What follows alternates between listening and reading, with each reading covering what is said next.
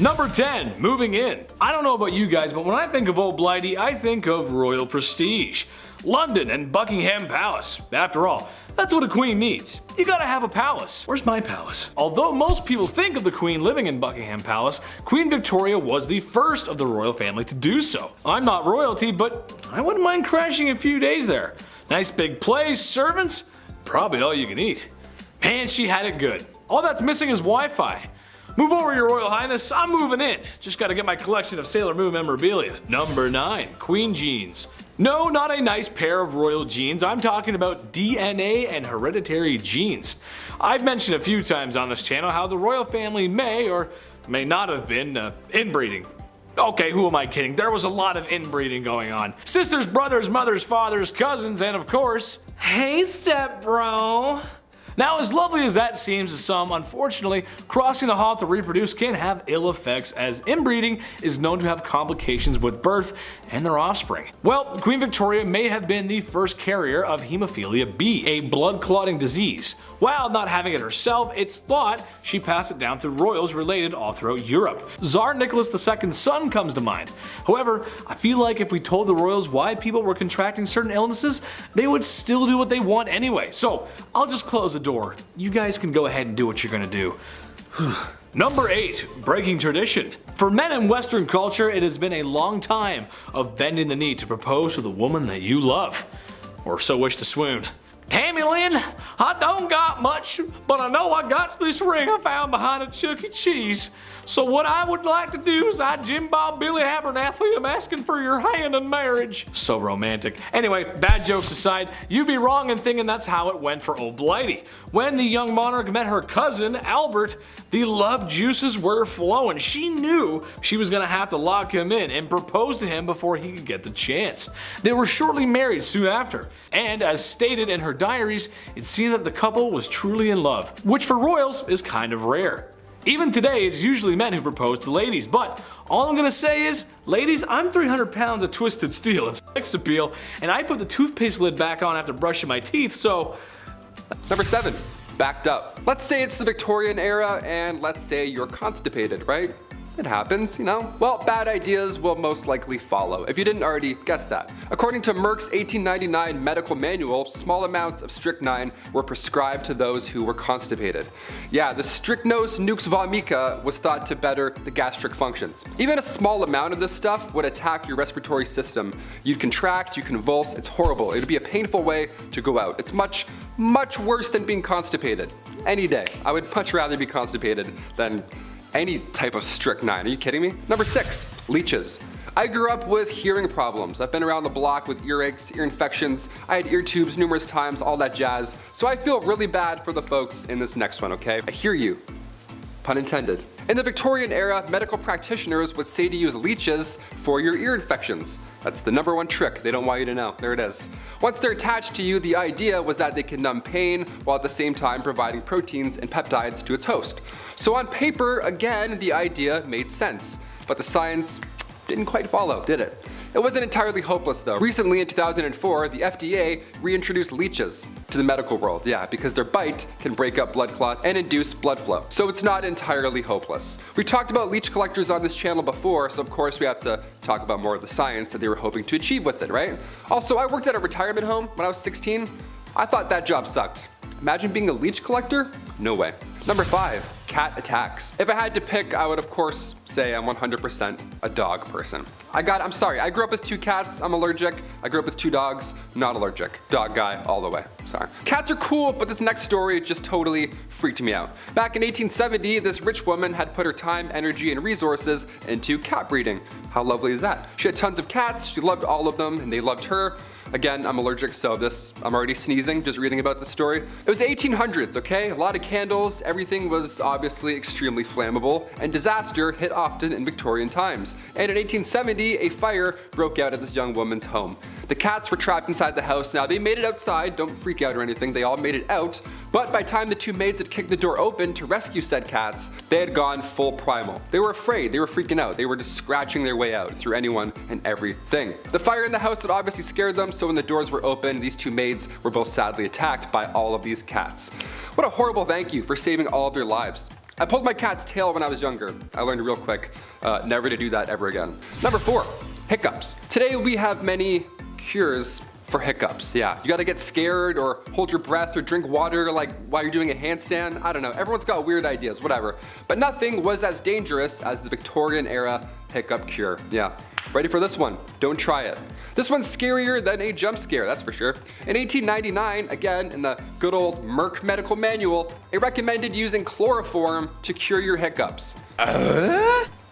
Yeah, just completely damage your entire nervous system and poison your kidneys, for sure. To get rid of hiccups, that's way better. This 19th century anesthetic was not a solution. Never try this. Continue scaring your family and friends. That's definitely the way we handle hiccups now. Number 3, tapeworms. Back in the Victorian times, they really figured out the trick to weight loss. Yeah, was it watching what you eat, maybe counting your steps, maybe getting a gym membership, something like that? Nope, and no way. No, it was way easier than all those things combined. Can you believe that? And you didn't even have to pull back on how much you were consuming. Doesn't this sound fascinating? What is this? Well, all you needed was a handy tapeworm. Yep, I don't have one. I don't know why I pointed. That'd be gross if I had one. Yeah, tapeworm. You know those things that can kill you today if you get one? See, the plan was if you eat a tapeworm egg, okay, it will later hatch in your stomach, and at that point you could just eat anything you wanted. Because every time you ate, the tapeworm would also eat, so you could get your snack on while still rocking those Victorian skinny jeans, right? Tapeworm cyst pills, or go for a jog. Your call. Number 2, Victoria's reign. Queen Victoria's reign started in 1837 and it lasted until the Queen's death later on in 1901. At just age 18, Alexandrina Victoria had to rise up to the throne. She was born, of course, on May 24th, 1819. Queen Victoria was 5th in line when she was born, so right off the bat, it was actually highly unlikely that she would ever get the crown. Then one by one, out of nowhere, all of her family members began passing away suddenly. In 4 years, 3 of Victoria's cousins passed away, and then her father and grandfather both died a week apart from each other. So by the time 1830 rolled around, Victoria was only 11 years old, and already she was next in line for the throne. That's how fast it happens. So as if that wasn't already stressful enough, Victoria was brought up under the Kensington system, which if you haven't heard of before, it's pretty awful. Victoria's mother, Duchess Victoria of Kent, she created this Kensington system to control her daughter. She literally isolated the child from mates or family members, anything fun or social, you name it. Her mother did this to keep her pure, of course, to keep her the most pure lady. This system sounds awful. Her mother would monitor her every action, including who she can see or speak to. Victoria only had 2 playmates growing up. That's it. I'm like, hey, me too. She had her half-sister, Princess Fedora of Leamington, and the Duchess attendant Sir John Conroy, his daughter, Victoire. I mean, only 3 friends growing up, that's cruel. She shared a room with her mother until she was finally queen. Yeah, she couldn't walk down the hallway alone at any point. She had to always walk with her mother by her side, even to the washroom. That's crazy. Victoria has reflected on her childhood since, and yeah, she hates John Conroy for manipulating her mother, and she actually refers to him as Demon Incarnate, so that's good. It's a nice nickname. Incarnate? He's a demon. He's the worst. Let's just call him that. And finally, number 1, royal enemies. Being the queen and all, a security team is of course needed at all times. And during her reign, there were multiple attempts to harm the young Queen Victoria. The first attack was back in 1840. It was a young guy named Edward Oxford, and he attacked the Queen's carriage. Just ran at it like a crazy guy. Obviously, and thankfully, nothing happened. But when Edward was later accused of high treason, he was actually found not guilty due to insanity. Then a couple years later, in 1842, it happened again, but this time it was 2 men attacking the carriage. And then in 1849, her carriage was attacked by William Hamilton. In 1850, as the carriage was passing the gates of Buckingham Palace, Robert Pate, a retired soldier, ran up and hit the carriage with his cane. He was going nuts as well. Everyone wants this carriage. This is like the ultimate, no one's getting through this carriage apparently. Victoria was okay, luckily, but of course she was shook after all these events. Then again in 1842, 1849, 1872, attempt after attempt, it was horrifying. But then things got a little worse with a man named Boyd Jones. Yeah, this guy stalked the Queen from 1838 until 1841. This guy somehow managed to break into Buckingham Palace more than once. He knew a way in just to Buckingham Palace, which should never be a thing in the first place. And the weird part is here, Boyd Jones, once he was inside the palace, he would hide under the Queen's sofa, and he would also just sit on her throne for hours, just hanging out. Yeah, he would pretend he's Cersei Lannister and just sit on the throne for a minute or 2. Think about life. Eventually, thankfully, he got caught, but imagine coming home and Boyd Jones is sitting on your couch. You're like, what are you doing? Take that shirt off, get out of here. Kicking off the list at number 10, a lot of hair. To kick off this wild part 2, I had to include the tale of the woman who ate her own hair. Why did she do it? What happened? How much hair? Well, let's find out. All the questions about to be answered. The Liverpool Daily Post back in 1869 got the attention of those passerbyers with this one. A 30-year-old passed away in the village of Lincolnshire. That's not too far off from the average life expectancy of the 1800s, but this case was a little odd. Something was off about it. So doctors asked the family if they could carry out a post-mortem, and lo and behold, a 2-pound solid chunk of hair was sitting in her stomach. It caused ulcerations of the stomach and ultimately caused her death. What a horrible way to go out. The woman's sister did note that over the last dozen years or so, she had been casually eating her own hair, just one piece every now and then. Ultimately, it added up. If you know anybody that's eating their own hair, pass this on. Send them this video. This sounds rather uncomfortable. Number 9, cat attack. If I have to pick, I would say I'm 100% a dog guy. Cats are cool, don't get me wrong, but this next story freaks me out a bit. Also, I had a cat once and I pulled its tail and it hissed at me and scratched me and scared the life out of me. So, dogs for sure. Back in 1870, a rich woman had put her time, energy, and resources into cat breeding. What a fun little hobby and lifestyle. She had tons of cats, she loved them all equally, and they loved her. I'm allergic also, so this story is my nightmare on a level. But it does sound like a cute time, I'll admit, that's a nice way. Especially like in the Victorian era, what a lovely little pocket of fun. 1800s, a lot of candles, everything being extremely flammable, disaster hit often in Victorian times. And in 1870, a fire broke out of this young woman's home, and the cats were sadly trapped in the house. They made it out alive, but by the time they made it out, the 2 maids that had kicked the door open to rescue them, they had gone full primal. The cats just attacked them and it was all bad. The fire in the house had obviously scared them, so when the doors were open, these 2 maids were both attacked by them at full force, essentially, all of these cats. Like, what a horrible thank you for saving all of their lives, you know what I mean? Number 8, quick divorce. Let's just say the love thing isn't working out, okay? It happens, people change, but now what? Say it's the Victorian era, but divorce in England isn't allowed until 1857, and it's 1856. So now what are we gonna do? Well, considering what list we're on and which part it is, it's pretty wildly unfair. If you were the wife, you were getting sold in this scenario. How horrible is that? Wife sellers, they were a thing. That was a legitimate business. How horrible. Yeah, you were getting sold if you were the wife. How horrible is that? Wife sellers was a legitimate business. There were auctions. Public auctions would be done. You would watch people bid on marrying your wife. At like noon, middle of the day, people are walking by like, oh, do I have any change? Hang on. This is insane. One real sale that happened in 1862 was in Selby. The asking price was a beer. The asking price for this person's wife was 1 pint. Sold, just like that. That's crazy. Sold, drank, now I'm married. That's insane. Other times, most of the time, it was a rather expensive exchange. I feel like there are plenty of cases where this would honestly be the ideal scenario. Just get it done in one day, whatever. Peace. See you again. Bye. You're the worst. Number 7. Did you miss me?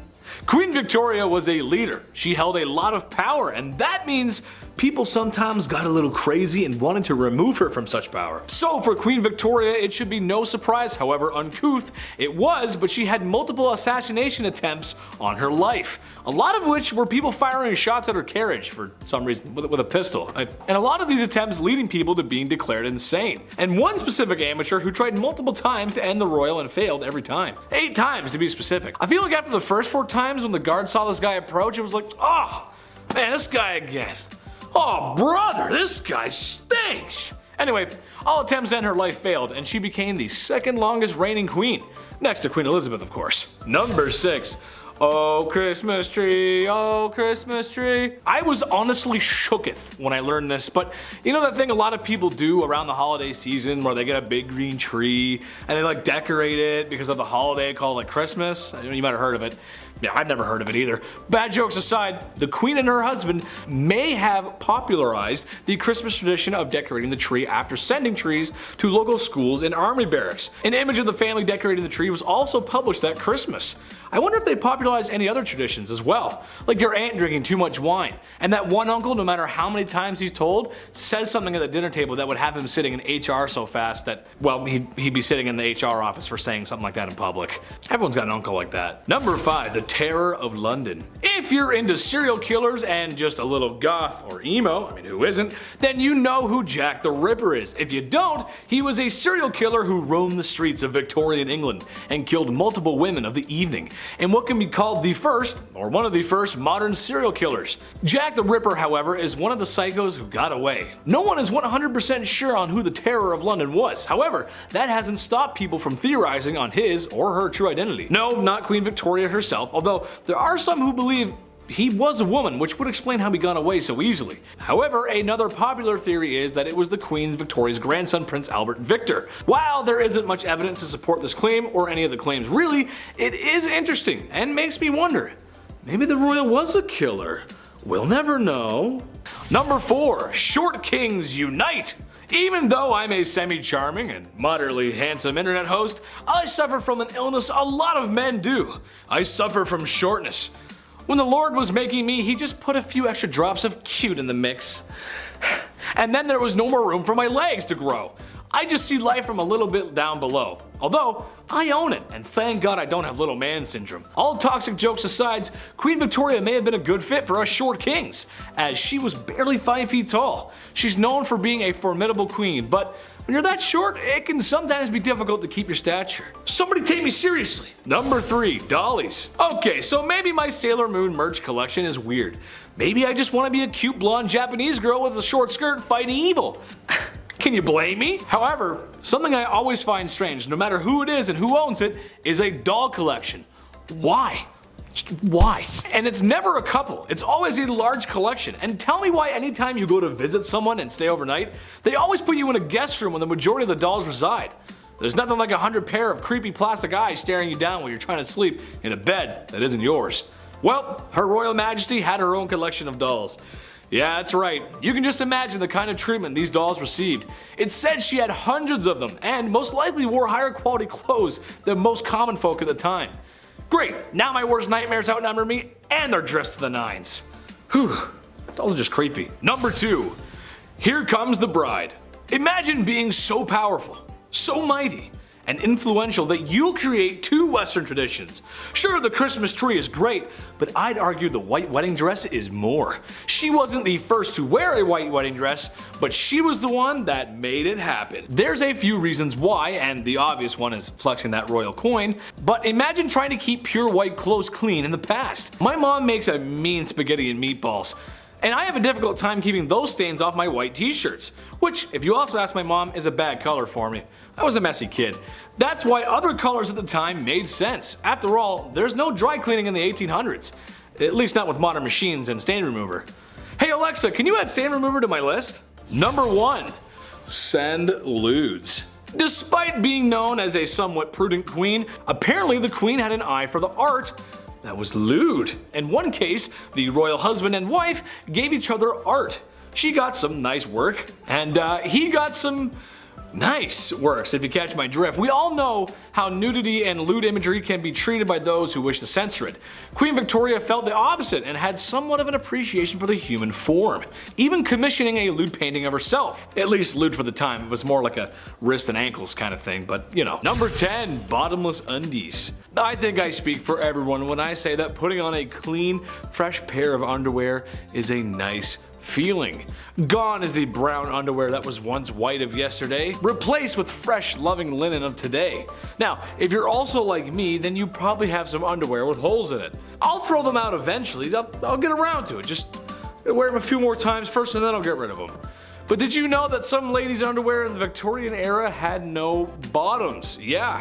Part of the many layers of clothing that women were wearing back then, their underwear had no bottoms, which to me is the whole point of wearing bloomers in the first place. You gotta keep your business warm and packed away. I just don't understand what the point of having it all hang out is. That's just stupid. I don't know. Number 9, no razors. There's a joke about the 70s, George W. Bush, and garden hedges here, but I'm gonna let you fill in the blanks. Basically, this is a time in history where you cannot hop in the whip and drive on over to your local hair razor dealership because there ain't no whips and there ain't no CVS or Shoppers Drug Mart if you're Canadian. Today you can buy disposable razors pretty much anywhere, and there's multiple models for doing so. When things get hairy, you got options. Women in the Victorian era were not so lucky. They had to go for the natural look. Now, not that there's anything wrong with that, it's just, I feel like a girl's gotta have her options. She gotta be able to, do her own thing. Why not? Number 8. The dirty Thames. When you think of Victorian England and the people, there's only really 2 classes, the wealthy and the ones who are broke and sound like they're from Peaky Blinders, love. Yeah, that's right. However, even for women of high esteem with their bottomless undies and lady maidens growing a flush, the streets of Victorian London weren't very bourgeois, to say the least. Muddy dirt roads, thieves, beggars, and a really bad smell. It just didn't smell very nice. Oh, and also a really scary guy, but we'll get to that in part 1. But perhaps the most disgusting was the Thames River, which after years of treating it the same way Brendan Fraser was treated after the Mummy franchise was over, it wasn't a good look. It was full of filth, sewage, garbage, and animal cadavers, so much so that it was said you could walk across the river on top of them. That is no place for a lady to be. Ooh. Number 7. The Great Famine. We're gonna lean out of wife selling for a hot minute and include the boys for this one. Yeah, come on back in, you're all guilty. The Great Famine took out everybody, not just Victorian women of course. Back in 1845, potato crop that a lot of the Irish population was relying on was no longer available all of a sudden. A group of microorganisms just wiped them out, just like that, and in result, around 1 million folks died or had to leave. It was draconian law and British ruling that made the exported food hard to reach people that really needed it. So this famine led to Irish independence and anti-union movements. Little fun bit of history I had to include in this one. Number 6. The Brooklyn Theater Stampede. And we're back to absolute horribleness. Here we go. I love the theater. When the pandemic shut down plays, I actually felt pretty sad. I like sitting in full rooms watching a guy in a fake wig monologue about Mozart. Like, that's my ideal Saturday night. That's the best. I don't want that to not be a thing anymore. I love theater. But today we have an obnoxious amount of distractions that can take you out of the experience. Guy's texting fighting his ex-girlfriend 2 rows ahead of me. I'm trying to watch Joseph in the amazing Technicolor Dreamcoat. And I'm like, man, it's not the same anymore. Theater's not the same anymore. Turn off your phone. Throw a tomato at him. It can be distracting. Exit signs can also be pretty distracting. But we need them. We definitely need them. Because in 1876, the Brooklyn Theater caught fire after a single lantern fell over on stage during a performance. This was 1876. Everybody was wearing flammable attire. There aren't emergency exits yet. A fire marshal hadn't come in and counted heads at this point, so it was a disaster. 278 people lost their lives. A monument was put up after the incident. It shook the town. It was absolutely horrible. I read about this and I was like, that's horrible. We got included in. This is a horrible list. Number 5, the hobble skirt. Yeah, so when people can't get out of burning theaters, it's stuff like this to blame. Just from this 1910 headline alone, I'm glad we don't have hobble skirts anymore. The June 12, 1910 headline reads, "The hobble skirt is the latest freak in women's fashions." The latest freak. Skirts that are so tight around the ankle that locomotion is seriously impeded and speed is impossible. Nice. I'll take 2, debit. Doesn't that sound like a bad time? Why would anyone want this? Sounds like you're gonna be late for everything. French designer Paul Poirier made these to free the bust, to free the, have a lot of room in here, whilst shackling the legs. So you in turn you can't move. Just what you need to move around uneven stone roads, I guess. Love the practicality on this one, Paul, thanks. Despite how ridiculous and unsafe the hobble skirt looks and acts, only the wealthy could afford such a thing. Shoot! Oh man, must be nice. I'll just be over here wearing jeans like an idiot. Middle and lower class women wore skirts with slits or buttons so they could, actually walk around. Yeah, what fools. Oh, sorry, you want a button? I don't speak broke, sweetie.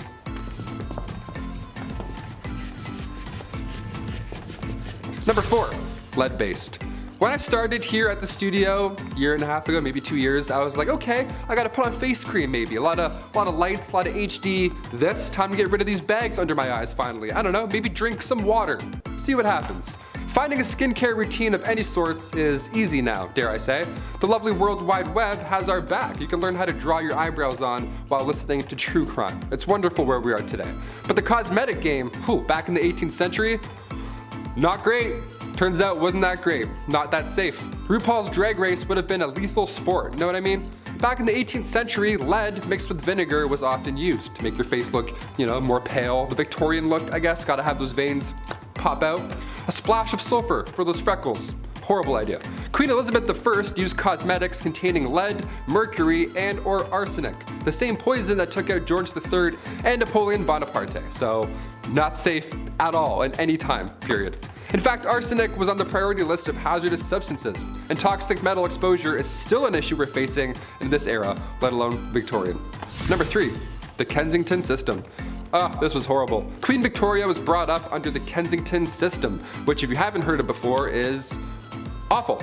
I was grounded more often than not growing up, I'll admit, I was the youngest of 3, so I tried some shady stuff every now and then, but this is another level. At least I could go to the washroom without supervision, you know what I mean? Yeah, buckle up. Victoria's mother, Duchess Victoria of Kent, she created this Kensington system to control her daughter. She literally isolated the child from friends, family members, anybody, everybody, you name it. Her mother would monitor her every action on top of this, including who she can see or speak to, if there were any of those people at some point. Victoria only had 2 playmates growing up her entire life. She had her half-sister, Princess Feodora of Lenigan, and then the Duchess attendant, Sir John Conroy, his daughter, Victoria. I mean, I had like 4 friends growing up, maybe 5.5, but this is just cruel. This is just unfair. Especially with a royalty too, you'd think you can have more things. No, less. She shared a room with her mother until she was a queen. That entire time, she literally couldn't walk down the hallway alone. Victoria has reflected on her childhood, and yeah, in case you're wondering, she hates John Conroy. She referred to him as a demon incarnate, so she's got the words. Number 2, arsenic dresses. If looks could kill, literally. You've heard of arsenic and old lace at some point, but what exactly are we talking about? Back in 1861, a poet by the name of Henry Wadsworth Longfellow, real name, his wife, Fanny, also real name, her dress caught on fire and her burns were so bad that of course she sadly didn't survive. But this was sadly common in Victorian days. Puffy dresses, open candles, as we heard earlier. These dresses back then, they were flammable as is, but some of them were made with literal poison. Some of them had arsenic made to have that like green look, like the real arsenic green look. It wasn't just in clothing either. Back in 1861, an artificial flower maker named Matilda Schurer used green arsenic laced powder, and her fingernails had turned green and green foam started coming out of her mouth, and it was just a horrible way to go out. Arsenic is not supposed to be inhaled, let alone worn. Although yeah, it did look nice for a hot minute. Not worth it. And finally, number 1, Queen Victoria's threats. Being the queen and all, and we're talking about the Victorian era, I figured we'd end with this one. Being the queen and all, a security team is always needed, and during her reign, there were multiple attempts to harm the young queen. The first attack was back in 1840. It was an 18-year-old man named Edward Oxford, and he fired towards the queen's carriage, but obviously and luckily missed. But when Edward was accused of high treason, he was actually found not guilty due to insanity. Then a couple years later, in 1842, it happened again. This time 2 men fired at her. They were found guilty. In 1849, her carriage was attacked by William Hamilton. In 1850, as the carriage was passing the gates of Buckingham Palace, Robert Pate, a retired soldier, ran up and hit her with his cane. Victoria was okay, thankfully, but of course, she was shook. Then again in 1842, 1849, and 1872, attempt after attempt. But then things got a little worse. If you haven't heard of Boy Jones or anything that happened here, I saved it for last because it's extremely unsettling. A teenager stalked the queen back in 1838 until 1841. Edward Jones, aka Boy Jones. This guy somehow managed to break into Buckingham Palace more than once. It was some Assassin's Creed type stuff. He just knew some back way, he climbed some window or whatever. The guy just knew a route in, so he would break in and would more often than not just hide under the queen's sofa. He would sit on her throne sometimes, and one of the worst things ever, he would go through her drawers and like go through her clothes and stuff. It was creepy. He would steal her clothes until eventually and thankfully he got caught. Of all the things you can do, of all the crimes you want to commit in the Victorian era, you're gonna go hide under a couch for 5 years? Okay, I'm glad he got caught, but just so weird. What a weird ending. Number 10, train engine cleaner. Ever wanted to get inside a small hole in the engine of a train and shovel out the coal that was left in there? Ever wanted to go underneath a train where you can't fully stand up in the middle of the night and rake out a dusty ash pan, getting all kinds of ash and stuff in your mouth? Perfect! You can go join up with the railroad as a train engine cleaner. These guys would spend their days shoveling 5 to 6 tons of coal into the furnace of the steam trains, and then spend their nights climbing into said furnace, cleaning it out, and then going out in the middle of the freezing cold, wet night into a trench covered in water and oil and dust, and get right up under that sucker and pull out all the ashes and dust and crap that came out of the engine while it had been running all day. Number Number 9. Linker boy or linker men. Before the introduction of gas lights on the streets of London, the only gaslighting came in the form of small children who made you believe that you wouldn't be able to walk the streets without them tagging along with a torch to help guide your way. Then they'd expect a tip from you. Little rascals. They weren't so bad. They were generally pretty helpful in getting you from point A to point B while being able to see one foot in front of the other. And their charge was usually just 1 farthing, or the equivalent of a quarter. The linker boy, like a lot of the jobs on this list, was actually featured in a lot of art and literature from the time, and there were even some rather infamous ones, like Lawrence Casey, who was the personal linker boy for the courtesan Betty Careless. Oi! Where you going, mate? You forgot to like and subscribe to the channel. Oh, and while I've got your attention, why not take a little peek over at our Facebook, where you'll find behind the scenes content. Get on with it! Alright, bloody hell. Number 8. Knock her up. No, not like that. God. Look. I despise my alarm clock. It wakes me out of my deeply deserved beauty sleep at 6 a.m. every weekday morning. Now take the alarm clock and assign that job to a real person. That person is a knocker-up, a person employed to wake up workers at mills and factories on early shifts, going from house to house using a long pole to knock on bedroom windows. In other words, a person employed to become the epitome of all my hatred in this world. If you had this job, well, you're not alive anymore, but I hate you. The people at the time were somewhat friendlier than they are now, and I'm sure the knocker-upper wasn't a horrible person, but I'm sure there had to be some grumpy gills who would put their hand on your chest for doing this to them. Number 7. Calf ear appetizers. This one goes out to all the folks who like their steak well done, as this may be too much to stomach. Given the way food was prepped and handled back then, I would agree with most folks that cooking the devil out of your meat was probably just the safer bet. Sucks for me because I like my steak rare as you can make it. Blue, almost, honestly. I love it like that. I am also willing to bet that most of you folks who like your steak well done aren't a big fan of fat and gristle. I also love fat and gristle. I just like meat, what can I say? What I'm getting to is calf ear appetizers. Yes, cooked calf ears, which I'm pretty sure are just like pure cartilage. Higher class women could often find themselves at parties where they would serve up this chewy delight. You'd probably just be chewing on that for a while. I feel like most people wouldn't like that. Is Chris a cartilage guy? I don't know, we'll see. Number 6. Hand cleavage. This goes for every inch of the skin, really, but women had to cover up back then. That means no ankles, neck, or God forbid a wrist. If a man saw a wrist, they would act, ooh.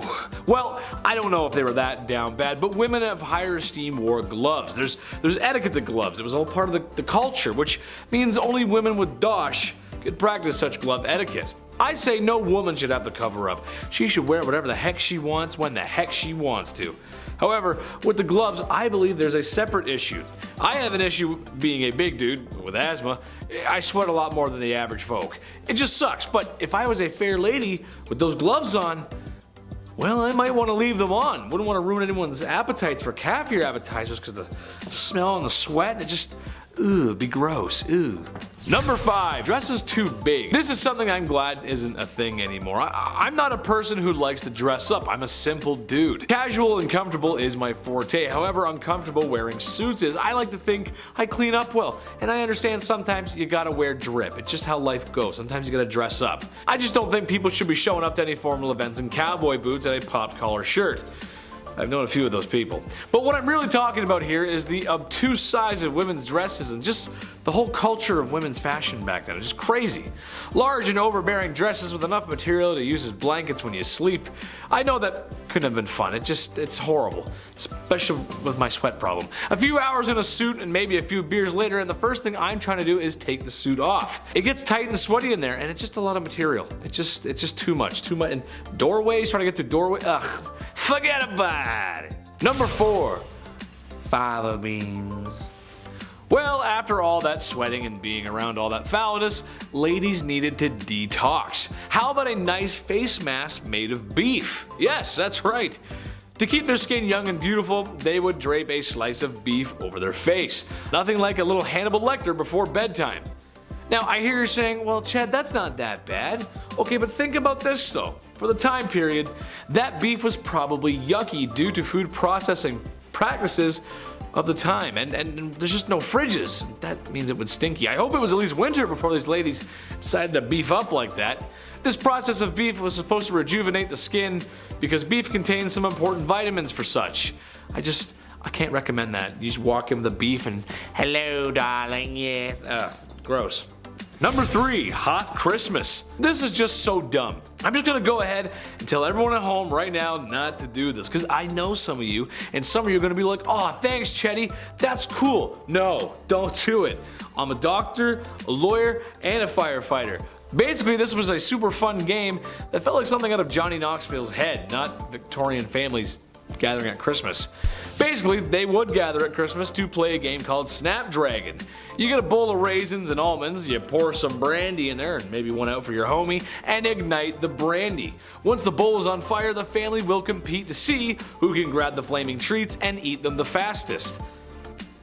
Okay, second-degree burns are not how I want to spend my holiday season, and also, in a time before smoke alarms and a modern fire service, this sounds like a really bad time. Grandpa could lose it out of his hands. Drapes catch fire, the house burns down, probably the whole neighborhood. Just a bad idea. Also, I hate raisins, so setting them on fire? Yeah, I'm out. I don't like raisins. They're gross, dude. I don't like them.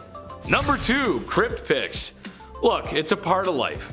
It happens. You live, you love, and depending on how much your wife likes interior design, you probably have a sign hanging up like that in your home somewhere that says something like that. You know what I'm talking about. And after spending all that time in HomeSense, it's all over. Fade to black, cease to exist, the forever box. There's a whole process and respect in the undertaking business. The Victorian era had a strange tradition, however. How about taking photographs with the body of a family member who has recently passed on? Yeah, that's right, I know. I couldn't believe it, really. People would sit there for minutes taking photos of those who are no longer with us because the process of taking photos was not great. This isn't the digital age, after all. This is something that the crypt keeper would make you do. Keep them in the album or something. Just not for your everyday family, man. That's just weird. Yes, now we're going to take photos. Like, that's just weird, you know? It's just weird. It's weird. Number 1, Jack the Ripper. Listen, the women of Victorian London feared this guy. And how can you blame them? A terror that seemed to come from nowhere and could strike from anywhere. Humans unaliving other humans is nothing new, and it probably won't be old. It won't get old soon. This is what we do. It's kind of our thing. But this was the first modern serial unaliver. Jack the Ripper's identity has never been found. It's only been speculated, and some studies suggest that it has been revealed, but it's really hard to pinpoint something that happened that long ago.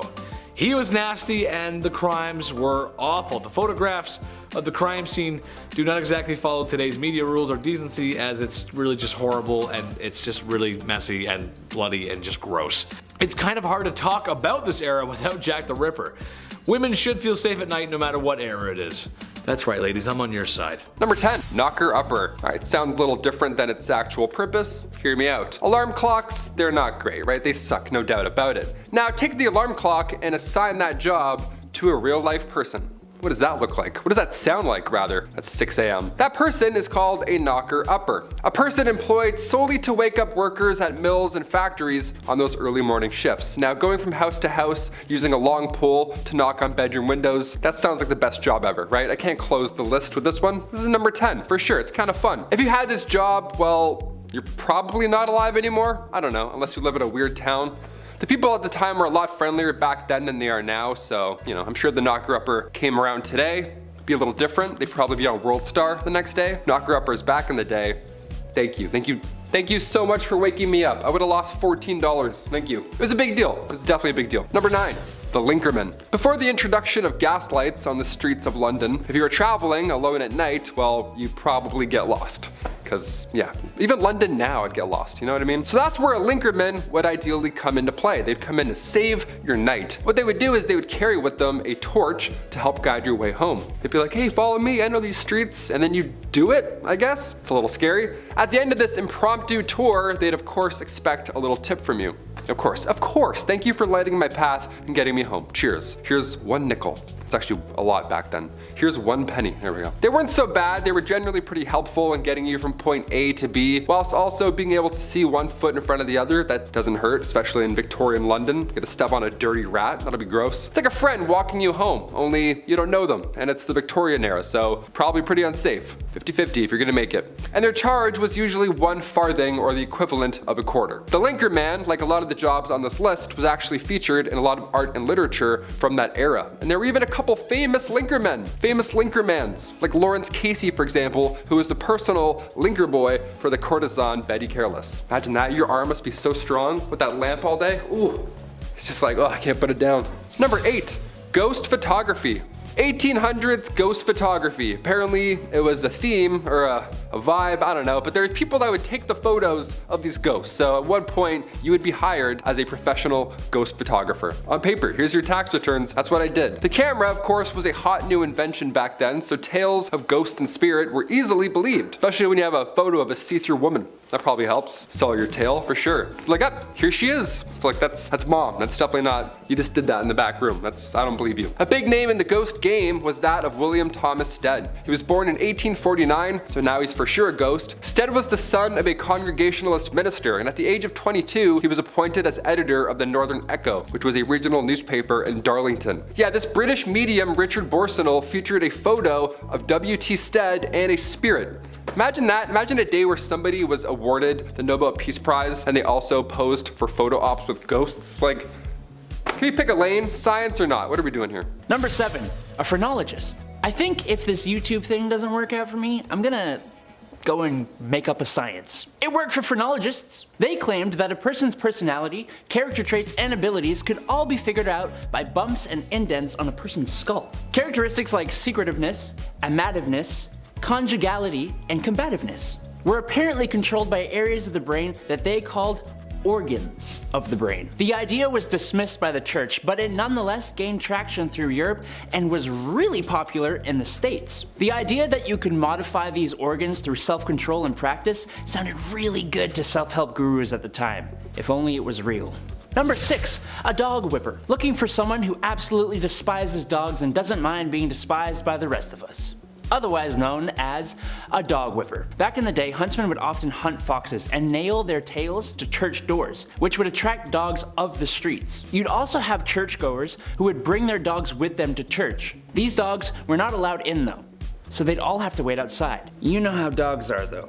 They didn't just sit there waiting patiently. I'm sure some good boys and girls did, but more often than not they'd be playing and sometimes fighting, disrupting the church services. Enter the dog whipper, who was armed with tongs to grab a dog and remove it from the church grounds, and a whip that would be used on the loudest of the poor pooches. Number 5. A rat catcher. I know this will make a few of you out there squirm in your seats. Rats in Victorian England were a massive problem.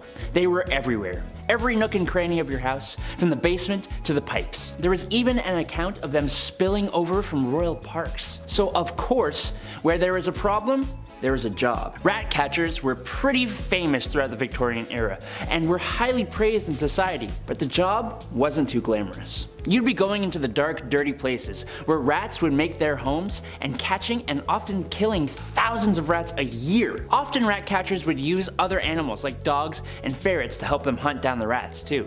I don't know though, gonna be me. Number 4, an upright worker. Upright workers, otherwise known as chimney sweeps, actually started off being children as young as the age of 4. The smaller size of the little kiddos was perfect for fitting inside and climbing up and down chimneys. The little suckers would rub their elbows and knees up against the brick of the chimney so much that they would be scraped raw before callousing. Isn't that lovely? No, it's not. It's horrible. Some children were deliberately underfed to keep them small enough to do the job. Some of them would get permanent lung damage from the dust and smut and smoke from the chimney. Some kids even got stuck in the chimneys. Thank the Lord they eventually passed a law that would make it illegal for anyone under the age of 21 to be a chimney sweep. But even then, 'tis not a profession many would like to have. Number 3, matchstick makers. The idea of a lighter wasn't really a big thing in the Victorian era.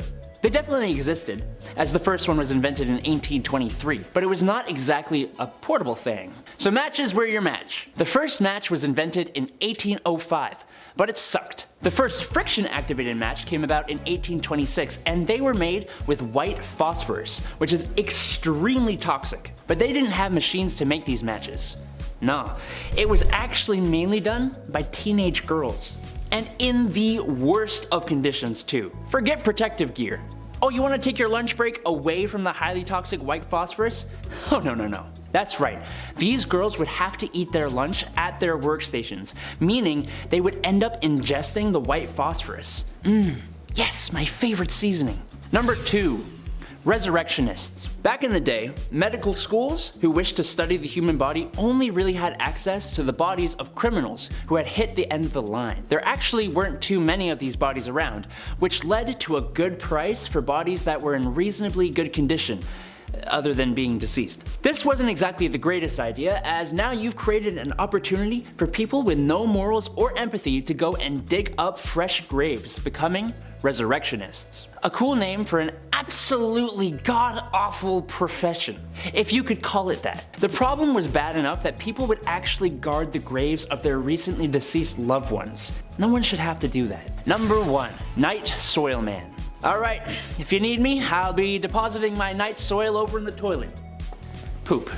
Night soil is poop. And the night soilman? Well, you see, before we had real sewer systems, the night soil you deposited at home would go into a lovely hole in the ground. As you can imagine, these would tend to fill up over time, and that's when you have your night soilman come in. Yes, his job was to clear out the poop deposits from houses and cart it away in the middle of the night so nobody in polite society would have to see it. But they were always in business, so that makes the job a little less crappy. Number 10. No calling, no gifts. This is a time in history when men were told to be gentlemen and women told to be ladies. Naturally, that came with some weird social practices. For instance, women were discouraged from accepting gifts from men. Personally, I like to give my girlfriend flowers and chocolate. I'm a classic guy, what can I say? Can't go wrong with that. However, even if a handsome silver-tongued devil such as myself were to give some flowers and the finest dark chocolate a 7-Eleven has to offer, and a most promising woman were to accept said gifts, she may not be able to call me back. Literally because, well, the phone isn't exactly a thing yet, and also because that's something else women were just discouraged from doing. Call on a man? No way, Jose, even if he is super nice and waiting for a genuine response. One etiquette guidebook from 1882 called any woman who calls on a man ill-bred and positively improper to do so. I like when people give me flowers and chocolate. Maybe call me sometimes, I'm a little lonely. Number 9. Act like a lady. How dare ladies do anything unladylike? Oh, said every man ever in the Victorian era. This is a time in history when ladies gotta be ladylike. That means makeup, corsets, and don't you dare do anything masculine. Oh, that's me angry. This is still a time when food isn't the greatest either, so imagine if you got an upset tummy at the dinner table. Happens to me a lot. You've got a handsome prince that your parents have arranged for you to marry. When you go to greet him, you do it with a simple gesture, as kneeling to curtsy could turn your linens a certain shade of embarrassment that 1800 stain cleaning technology could never wash away. You'd poop yourself. Where's Billy Mays when you need him, right? How dare women do such things as go number 2, or even worse, break wind? Oh, the nerve. That's just the way it went, folks. I don't make the rules. Number 8. Charged with love. Naturally, this was the past, and not being open to homosexuality was just the way it was. Especially when tucking yourself into bed at night alone wasn't allowed either. Homosexuality just wasn't gonna happen. They just weren't gonna be approved of it. It's just how it goes. It sucks. However, it's almost as if there's been love on this earth since day one, and to stop that kind of love, it's just silly, man. Wherever I go, everyone is welcome on this channel, or my Twitch. Chetty loves everyone, because in reality, this is a time period where you could wind up in jail for that kind of love. And as Austin Powers would say, that's just not very groovy, baby, yeah. Strangely enough, homosexual relationships between women might have been completely overlooked, as they were sometimes mistaken for women being friends. Yeah, I know. Some women even lived together, but given that they probably needed each other for financial support, people just kind of thought that's how it went, and they ignored it. It's like they live together, and like you start putting the pieces together, and it's like, you know, I don't know, something weird going on there. But love everybody, come on, be nice. Number 7, grave designs. Graves, but make them cool, you know? Customize your own pit in the ground. That's fun, that's grim. In the late 1700s, cholera, bacterial infections, pretty much anything floating around your mouth and eyes, it was spreading and it was bad. Not a good thing to ingest. Not an ideal time in history. Many were biting the bullet at this time, of course being gravely ill. But with this came a dark, new, fun trend. Yeah, here we go. The safety coffin. Yeah, let's make your own coffin, DIY. These coffins, God forbid, you were buried alive, while these safety coffins would allow the dead to rise again. Yeah, some Tony Stark guy in the back's like, if you push this, the body will pop back out and come to life. It's like, really? A lot of these coffins were built with extra comfort on the inside and of course a wire, the safety backup wire. This wire ran through the coffin, through the ground, and attached to a bell on the outside on the ground. So if somebody was walking by and they heard a bell ringing beside a gravestone, first of all, it's haunting, well, they know something's up and they can get them out. But folks would get creative with their safety coffins. They would ask the inventor to make them crazy things, like a man named Robert Robinson from Manchester. He had some odd requests. He passed away in 1791, but he instructed his family and watchmen to open this special door on his coffin after he passed. This special door would reveal a layer of glass.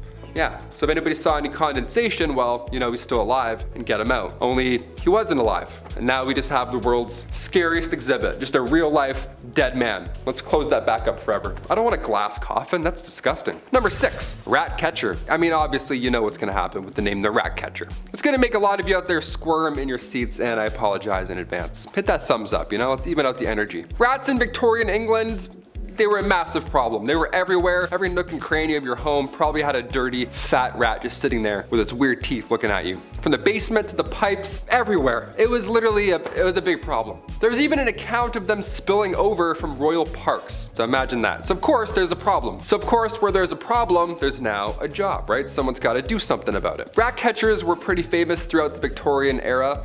I mean, of course, brave souls, and they were highly praised in society, but the job, obviously, wasn't too glamorous. You'd be going into dark, dirty places where rats would make their homes, and we'd catch them, and you'd often have to kill thousands of rats every single year, and then deal with that. I don't even know how you deal with those bodies. Let's say bones, ew. More often than not, rat catchers would use other animals like dogs and ferrets to help them hunt down the rats, so you have your own little animal posse hunting down other animals. You would feel pretty good. You'd feel like the king of animals almost. Probably not, eh? It's probably a disgusting job. You probably hate it every day. Number 5, matchstick makers. The idea of a lighter wasn't really a big thing back in the Victorian era, obviously. I mean, they definitely existed. The first lighter was invented in 1823, but it wasn't like the ones we have now. Not like those Bics that still don't work. It wasn't a portable thing. The first match was invented in 1805, but it kind of sucked. And the first friction-activated match came around much later in 1826. This one here changed the game for good. They were made with white phosphorus, which is of course extremely toxic. But they didn't have machines to make these matches. No, it was of course done by people, young women. It was only women that had to do this, and in the worst of conditions, of course. And before you ask, no, they didn't understand protective gear. Well, they did a bit, but even so, women didn't get that kind of luxury, right? They didn't get that treatment. These girls would have to eat their lunch at their workstations, meaning they would probably end up ingesting said white phosphorus the entire shift. History is horrible. Number 4, resurrectionalist. All right, back in the day, medical schools who wished to study the human body only really had access to the bodies of criminals who had hit the end of their line, right? You're not gonna go dig up someone's wife and be like, hey, mind if I study her? He's like, no, please. There actually weren't too many of these bodies around to begin with, which led to a good price for bodies that were in, well, reasonably good condition to, you know, study up close, other than being, you know, deceased and disgusting. This wasn't exactly the greatest idea, sure, I'll admit that. Now you've probably created an opportunity for people with no morals or empathy to go and dig up fresh graves. And that's exactly what happened. People would become their own resurrectionalist. It's a cool name for a god-awful profession, if you want to call it that. The problem was so bad that people had to protect, like they had to guard the graves of their recently deceased loved ones, or else these guys would come in and try and dig them up and sell your nana for like 20 bucks. You have to stay there for 4 nights and guard her. That's crazy. No one should have to do that. The Victorian era sucked. No one should have to do that, or this next one here. Number 3, train engine cleaner. Yeah, this one's gonna suck. It sounds yucky already. For this job, you were required to get into, of course, pretty tough positions to, well, clean the engine of a train. Train engine cleaners would have to get inside a small hole in the engine of a train and shovel out all that coal that was left over. Yeah, as if shoveling the coal in wasn't bad enough, now some guy's gotta crawl under and shovel it all out. Nope. They go underneath the train with a dusty ash pan and they work away all day long. And nights. These guys would spend their days shoveling 5 to 6 tons of coal into the furnace of the steam trains and then spend their nights climbing into the same furnace to clean it out. Every time I watch the Polar Express, it's always so magical, you know, it's always a great time. But even on the Polar Express, there's a guy shoveling coal all night long on Christmas Eve. You know what I mean? That's how bad this job is. Magic can't even save it. Couldn't even picture a worse job to have with this goofy back. Imagine that. Imagine me doing this all day. No way. I'm gonna make it 1 week. Number 2, funeral mute. Ah, yes. Death. Happened quite a lot back then. I thought being a pallbearer had a lot of pressure, you know? Don't drop them, all that kind of stuff. Victorian London saw many, many funeral mutes. Now, Oliver Twist, one of the lousy jobs in that tale, was that of a funeral mute. Oliver Twist is like, this one sucks. Well, it really sucks. Mutes were required to dress, of course, in all black with a sash while carrying a long cloth covered stick, and your job would be to, well, to stand and mourn and not say a thing the entire time. You'd have to stand at the door of the recently deceased home and just welcome death. Just embrace it. You have to be death. The mascot for death is now you. Horrible. In Victorian London too, you're gonna breathe in a fresh rotting body. Nice, that's good. I have about 4 days left, thank you. And after that point, you would lead the coffin all the way to the graveyard. Nice and slow, like you were leading a marching band. Only it's not music, it's death behind you. And finally, number 1, a chimney sweep. I remember doing this when I was a kid. Okay, I got some questions now. I'm gonna make some phone calls after this list. I had to do this when I was a kid, but back then it was a lot worse. It wasn't a chore, it was an actual job. This was a terrible job to have in Victorian London, obviously. Chimney sweeps were famously young men, guys. I can't say anything else here, but they were young lads. That's it. History is pretty horrible, right? You could fill it in. 1840 was a good year, all things considered, because a law was passed that made it officially illegal for anyone under the age of 21 to climb in and clean a chimney. Nice. I was 18 cleaning my chimney at home. I had no idea. I could have busted out this law and been like, actually, 3 more years, Dad. See ya. Just moonwalk out of there. I'm not cleaning anything. Just the kitchen for now. I'm not using that tiny little brush. Why do all chimney sweeps have a tiny brush? Give them a bigger brush, you know? Number 10, Boy Jones. What's more intimate than a stalker? Am I right, ladies? If there's one thing women have loved throughout history, it's having every second of their privacy being watched by some creepy man, right? No. I can only imagine it's been worse since the dawn of smartphones and social media. That must be horrible. Well, as it turns out, there were some real creepwads in the Victorian era too. The Boy Jones was a stalker of Queen Victoria who on multiple occasions snuck his way into Buckingham Palace, one time escaping with a pair of the Queen's underwear. What? Arrested multiple times but still somehow found his way back to the palace. But what they should have done was swap the Queen's underwear for a pair of mine after a shift in the garden center I used to work at. Oh yeah, nobody's coming for you after sniffing those bad boys. Oh! Number 9, graceful words. This was a time when ladies were supposed to be ladies, and that means manners are on the table and elbows are off. Dresses were worn to not show ankles, God forbid an ankle or wrist bust out. I think more importantly, however, or rather unusual that is that women were expected to talk a certain way. Good evening, Mr. Burrows. You must excuse my tardiness. There was a dreadful man screaming at me because my ankles were shown whilst mounting my carriage. Your what was showing, love? Oh, you hurdle it. I can't believe it. Excuse me. I must be someone else. I don't need to tell you guys how ridiculous that is. I say fly off the handle, ladies. Wear what you want, do what you want. Number 8, shots. Not the kind I like. Well, I don't know about you guys, but nothing ruins the mood for me and my lady like being fired upon. Yikes. I'd like to stay the night, kid, but the automatic gunfire coming from outside is starting to get to me. See? All gangster impressions aside, things must have been that way for poor Queen Victoria as she was shot in her carriage in 1840. A young man fired 2 shots at her carriage. More attacks would actually follow in the coming years. It's kind of hard to feel that certain kind of way after bullets go grazing past your pretty face. The worst thing that ever happened to my generation was making sure nobody was home when you were studying with your boyfriend. I was too busy playing Call of Duty, but at least I never got actually shot at. You know what I mean? That's just a good thing. Number 7, a good thing. If I'm talking about medieval times, there's a good chance I'm gonna bring up the super not cool, not fun, do not condone or support the behavior of marrying a woman at the age of 12. Yucky. In part 1, I mentioned that there was a ton of corners and streets being worked by the only other job besides street cleaners at 3 a.m. by women. However, after venereal disease was becoming a serious issue, it was getting pretty bad. It was becoming clear that a lot of people who were getting sick were young women, like 11 to 16 age group. Ooh. Which I shouldn't have to tell you is bad. That's pretty bad, dude. When I was 16, I was rocking Black Ops 2, hanging out with my buddies, and partying hard in the summer. I got a lot of good stories, maybe I'll share them one day. Catching all that nasty stuff is no way to spend your youth, so thank God the government changed the age of consent to 16 years old, which I know is not a solution for everything that was going on, but it was a small step forward in the right direction. That's what we like, good history moving forward. We like that, Chetty likes. Number 6, the seamstress. Being that the Industrial Revolution had started and business was booming, people needed to travel for business, or more specifically, men needed to travel for business, which means they gotta be away from their wives, and that means they are away from the very thing we're talking about today, bedroom stuff. How did men solve this issue? Well, there was no shortage of ladies roaming street corners to aid in that matter. However, there's an option with a little less syphilis. There were aids or early blow-up dolls called travel ladies. Strangely enough, it was stored in a gentleman's hat. What? That's so wrong. Once it was ready to be used, it was inflated and reassembled. This is a quote from an ad from one of the products. It is inflated to the essential part of the woman wanted by a man. That just doesn't sound very good. This is why we have boards of people to check stuff from products before it gets shipped out to the public. I feel like that just wouldn't fly very well today.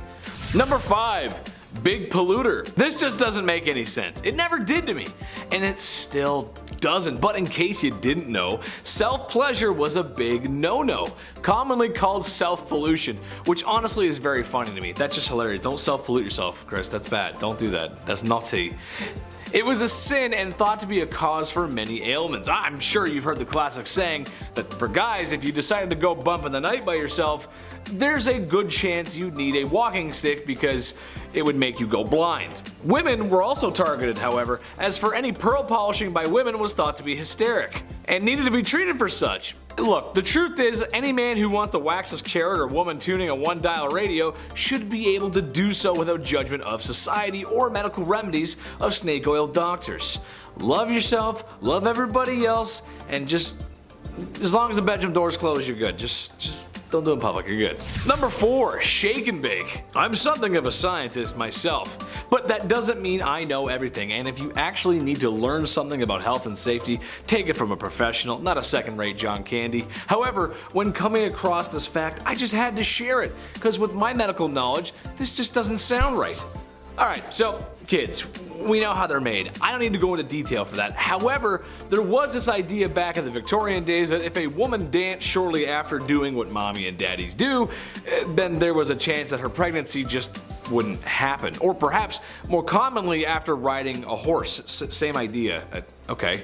Which is frankly horse. I mean, come on. My mom always told me when she was baking that I had to be quiet and stop running around the house or the cake she was baking wouldn't rise. Well, they always did. I love chocolate cake. I mean, really, I do. I'm starting to wonder if there's a connection here. I was a rowdy kid. Number 3, the Kensington system. Poor Queen Victoria. I know this is kind of a stretch, but it relates back to the whole mistreating women thing.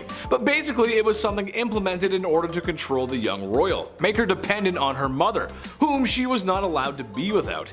Basically, modern day strict parents. Now, all the kids watching right now, or all the kids who've grown up, how well did that parenting work? Let us know in the comments. I'm willing to bet it created a little bit of a divide between parent and child. Am I right?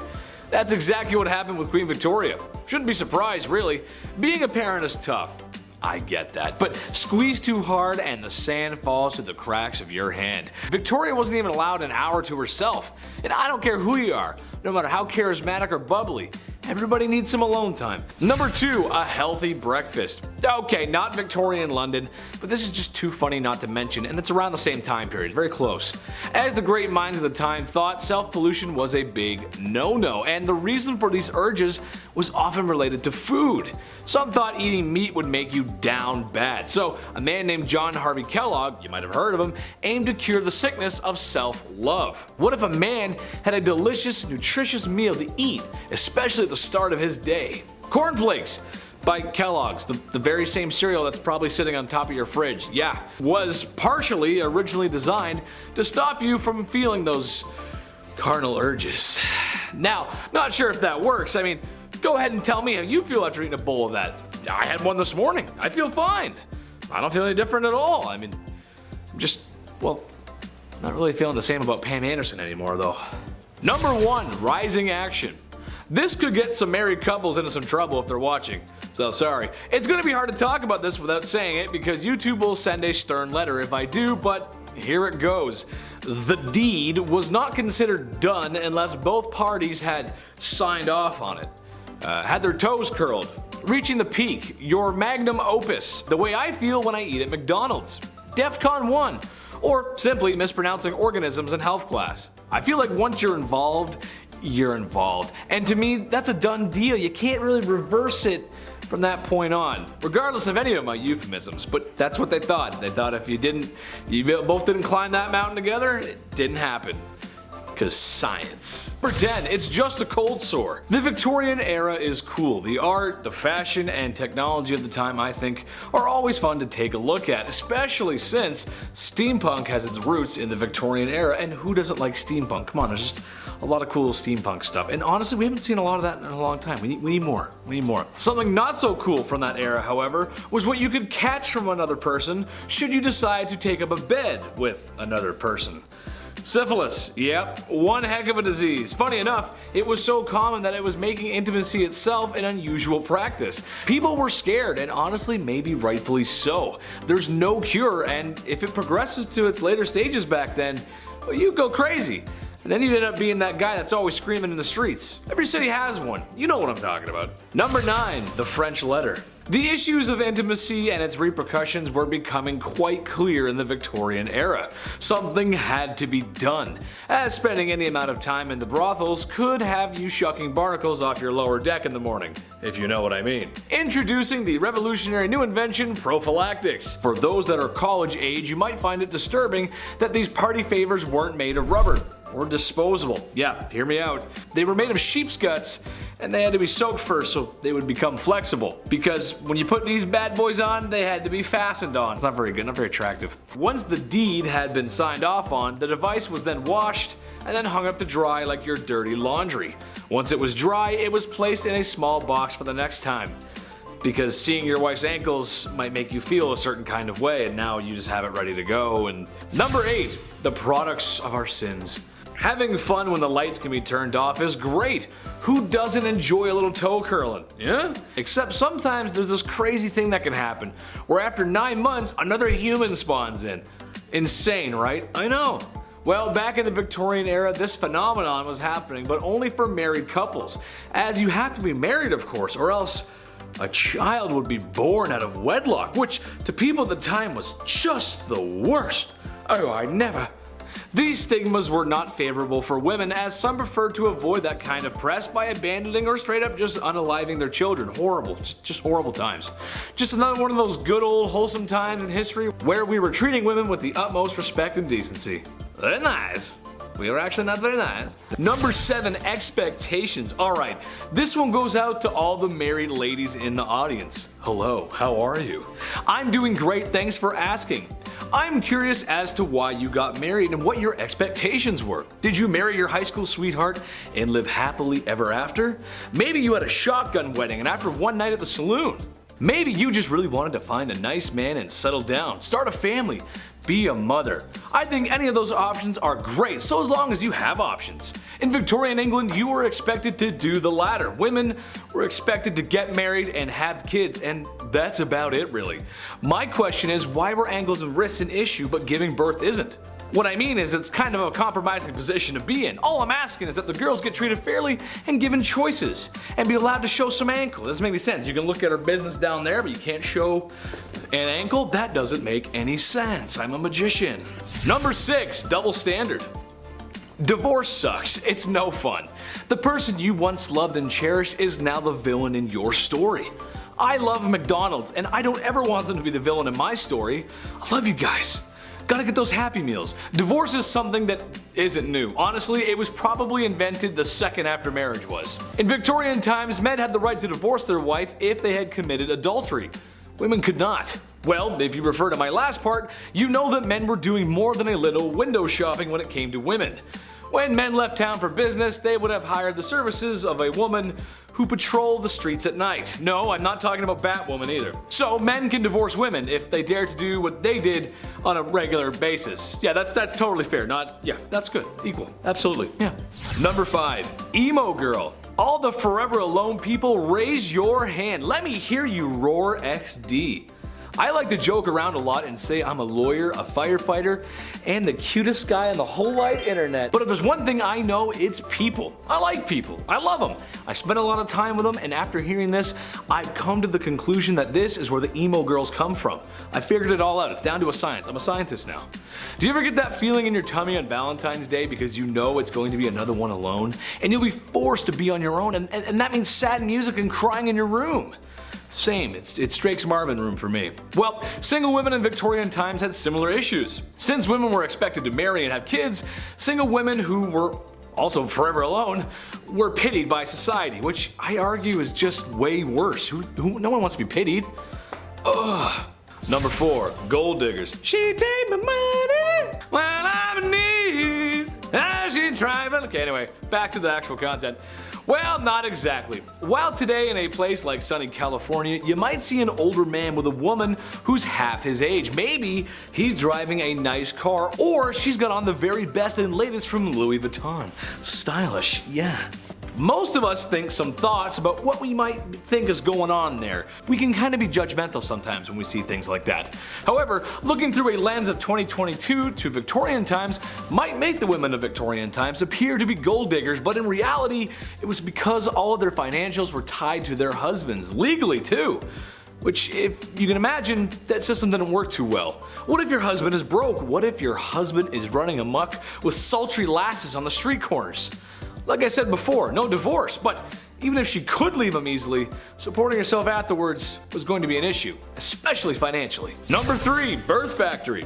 Just pump them out. The faster the better. Quantity over quality. Just get them out. The use of birth control, as you can tell, was not a common practice. Anyone who's over the age of 25, ask your grandparents how many brothers and sisters they have. I'm willing to bet it's in the 6 to 8 range. Let me know in the comments below, I'm curious. A trend that would continue for a few decades after. Education is important, and I'll get to that in my next part.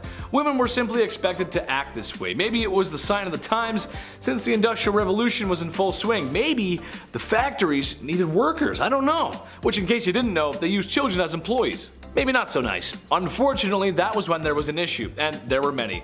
They had no HR to go to, and that was the least of their worries, really.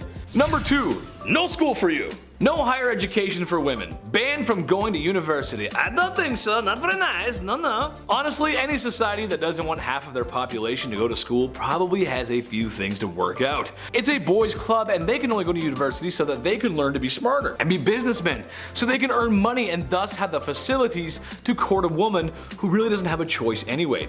Women had jobs, not careers. And they were all the jobs that you can think of.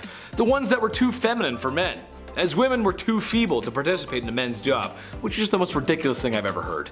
I'm happy to say that in 2022, we showed them wrong. Chetty loves everyone. Just remember that, I love everybody. You go, girls. Number 1, strict rules. Okay, so after a night in the bed sheets with the gal that you love, or maybe the one that you found, there's a good chance that 9 months later, a smaller version of you two could be walking around. A byproduct of intimacy, if you will. This was always something I wanted to rant about, but I always found it strange how strict parents and teachers from this time were with their kids. You gotta brush your hair, bed made, and whatever you do, don't ask for more gruel. Please sir, could I have some more? Whatever that Charles Dickens book was, I think it was Oliver Twist. They made us read those books as kids, and I don't know why, because they're kind of boring. From the extreme military code ethics happening at home to the long days in a factory at work, being a kid was tough, man. Earning the punk rock blues of today. I'm just a kid and my life is a nightmare. At number 10, death photography. Has anyone out there looked at really old photos and had that eerie thought that everyone in that photo is dead now? I have. I know it sounds kind of weird, but it's just something that comes to mind sometimes. Back in the Victorian era though, they really had that thought because death photography became a trend at the time. Back then, people were dropping like flies. They dealt with a lot of illnesses like measles, scarlet fever, diphtheria, rubella, typhus, and cholera.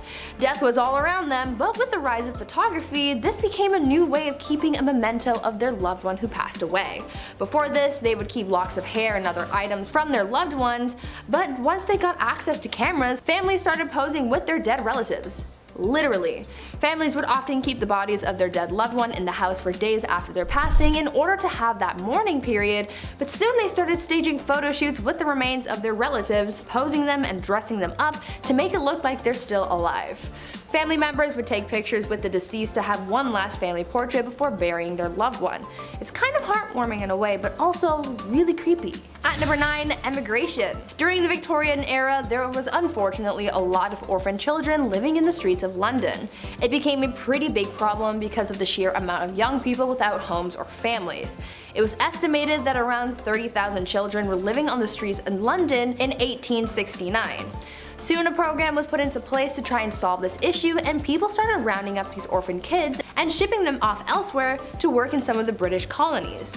Many of the kids who were shipped off ended up working as farmhands or as domestic servants. Though many children were shipped off to places like New Zealand and Australia, the majority of them went to Canada. About 80,000 of them actually. They were sent away with hopes that they would be able to live better lives, but unfortunately for many of those kids, they didn't end up having any better luck in compared to when they lived on the streets. This practice ended up becoming pretty controversial, as you can imagine. Before we carry on talking about the strange things that happened in the Victorian era, why not take a moment to leave a like on this video if you're enjoying it so far, and while you're at it, consider subscribing to the channel to see more videos like this one. At number 8, mental health. Back in the Victorian era, the study of the human brain and psyche was still relatively new, so no one really knew what was going on up in people's noggins. Mental asylums started to pop up, and people started getting diagnosed with mental problems even if the diagnosis wasn't accurate. The 3 labels that a patient could fall under were the manic, the melancholic, and those with dementia. The symptoms for those big 3 labels often varied, and people were admitted to asylums for some pretty messed up reasons. There was a list of common causes for mental illness that people referred to back then, and it included things like, quote, laziness, novel reading, superstition, an immoral life, and intemperance, as well as the act of self-pleasuring.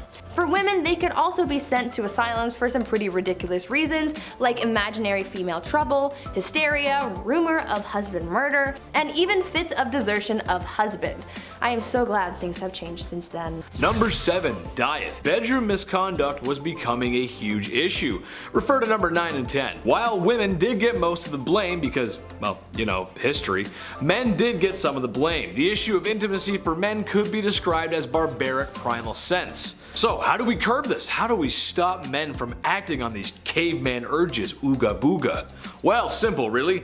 Men just have to stop eating certain foods, as it was thought at the time that food had a link to the misconduct, or rather, the overabundance of bedroom-related issues, including mustard, pepper, rich gravy, beer, wine, cider, and tobacco. And if you weren't paying attention, that's basically the diet of every man in Victorian times. Not sure how a jar of finely prepped mustard would get you flustered, but okay, sure. The beer makes sense though, you know, have a few beers, and even the mop leaning over the corner looks pretty lonely, and boy, that mop has lovely hair. Number 6, job market. Ladies of the evening, women of the night. Women who make beds go bump in the night. They were everywhere in Victorian London, a lot. It's partially related to some of the points I previously mentioned. Now, I'm not here to say it's necessarily a bad thing. Personally, I don't think it is. As they say, it's the oldest profession in the book, with an estimated 80,000 women working in the night by the late 1890s.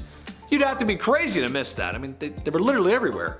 With numbers like that, there's something for everyone and in varying price ranges, as they can be found in brothels or townhomes set up by the wealthy men for their mistresses, pretty much anywhere trouble likes to spawn. Even some artists took advantage of this by living with the gorgeous girls of the evening, as going behind closed doors with one was debatable, but becoming friends? Now that's a social transgression. Becoming friend. How dare you befriend the people of the night? Number 5. Jolly Lad. When people think about certain magazines that depict lewd imagery, you probably only think of Playboy. The bunny imagery was good marketing, honestly, just smart. But what if I told you the Hefmeister wasn't the first to publish such a magazine, or imagery? Back in the Victorian era, there was some saucy imagery being produced. The government had outlawed such indecency, but this only made the lewd picture industry move underground, where naturally it flourished, especially in major cities. And if you knew where to go and how to ask for one, you could purchase something from the hidden menu. Kind of like when you go to McDonald's. Yeah, there's a hidden menu there too. Google it and see for yourself. I'd repeat what my favorite one is, but I would be in trouble from the YouTube gods. And I've been treading on thin ice this whole video, so Number 4, the first counterculture. The 1960s were a very important time for many different people. Black Americans were fighting for their rights, music went from holding hands to strawberry fields, if you know what I'm saying, and everything that your parents told you just kind of felt wrong. If you grew up then, you know what I mean. I know people like to make fun of hippies, but there was some good ideas there. Well, in 1890s England, they were sort of having the same thing happen. Obviously not as strong as a push as it was in the 60s, but still. Basically, after all the oppression towards bedroom relations, people began to open up.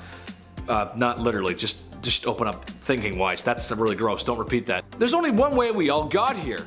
Unless you're a test tube baby, of course. In that case, thank you for watching CT133576-2. To some historians, this makes sense. When you push for things to happen or ban, eventually people will push back, especially if it's something like bedroom time. Everybody likes a little bit of bedroom time. Valentine's Day wasn't too long ago. Remember that? It was good. It was fun. It was good fun. Number 3, Jack the Ripper. While the man's numbers don't compare to any of the other horrible people in history, he's unusual because of his brutality and the fact that he was never caught. Jack the Ripper was maybe the first modern serial unaliver. He haunted the streets of Victorian London and is responsible for claiming multiple women's lives, women of the evening to be exact, and they began to know the name Jack the Ripper. Now, we'll probably just have to show you pictures of Victorian London or maybe some B-roll of a shadowy figure because there ain't no way we can show the crime scenes. There's probably a dozen different theories on who done it. Some say it was multiple men using his name as an alias, some say it was Prince Albert, there's even some who suggest that he was a she, and which explains why women were so easy to go off with Jack. That actually kind of makes sense to me at least, and why no one really would be looking for a woman back then. Kind of makes sense. Anyway, be careful out there, ladies. Just be careful. Number 2, Queen Victoria. It seems old Blighty herself may have been a tad more promiscuous than you'd think a royal to be. Well, not with other men, but her husband, who in her diary claims to be the love of her life, which honestly is kind of sweet and romantic. That's nice. One thing that I find interesting, however, is that while lewd images were outlawed, the Queen may have commissioned a painting of herself that was quite risque for the time, to gift to her husband, of course. Hypocrisy much? I say lewd, but it was probably just in her loose-fitting clothes, with maybe like an ankle showing or something. Still, unusual behavior for the Queen. I'll remember that for next time, Blight. I'll remember that. Number 1, Prince Albert.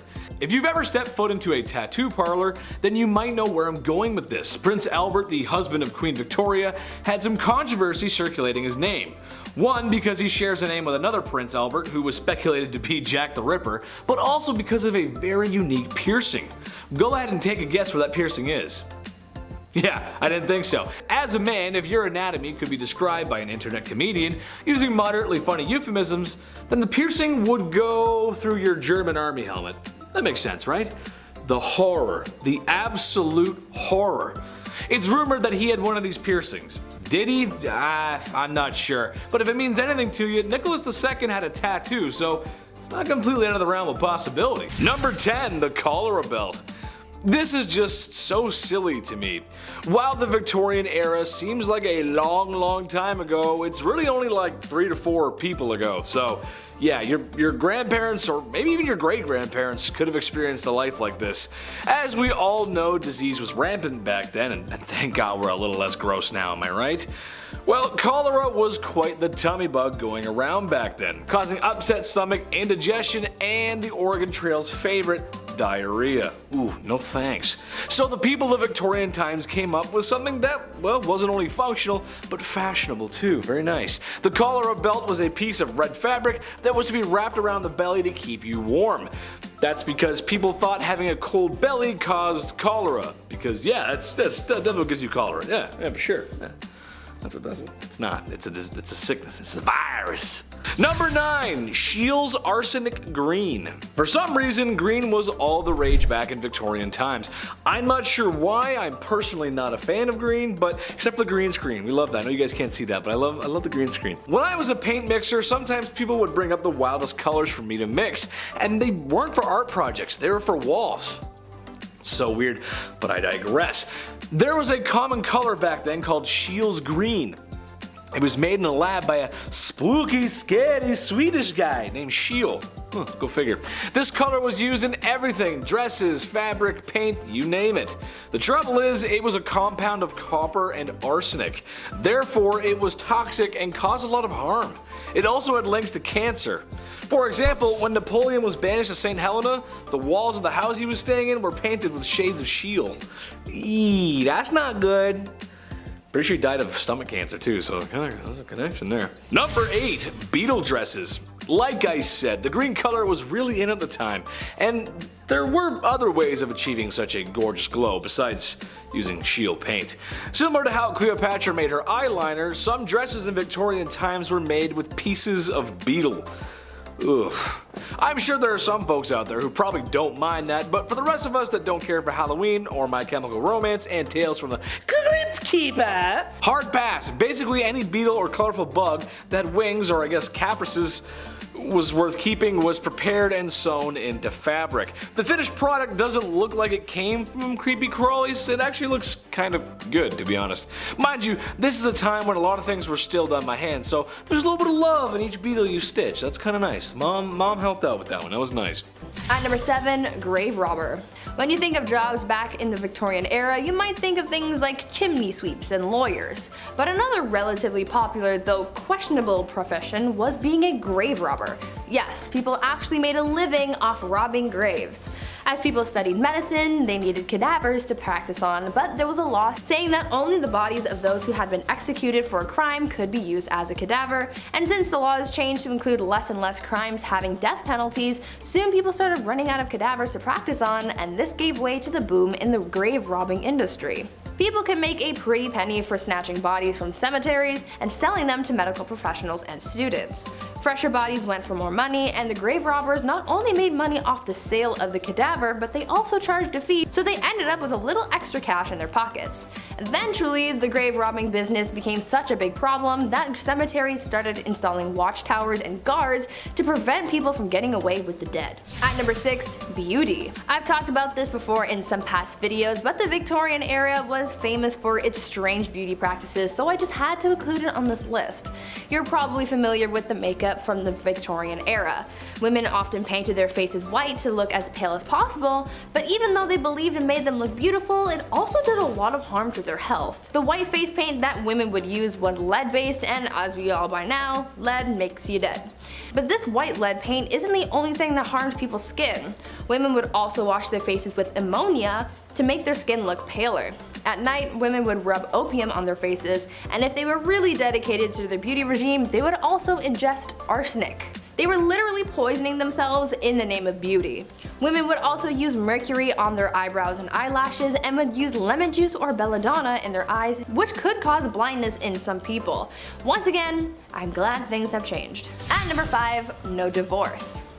Nowadays, divorce is quite common. All you have to do is sign a paper and you're done. But back in the Victorian era, before the Matrimonial Causes Act of 1857 allowed divorce, people had to find different ways of getting rid of their spouses. After all, just because there was no divorce doesn't mean that everyone was happy in their marriages. It turns out that in order to solve their problems and get rid of their spouse, people would just sell their wives, either in public or in private sales.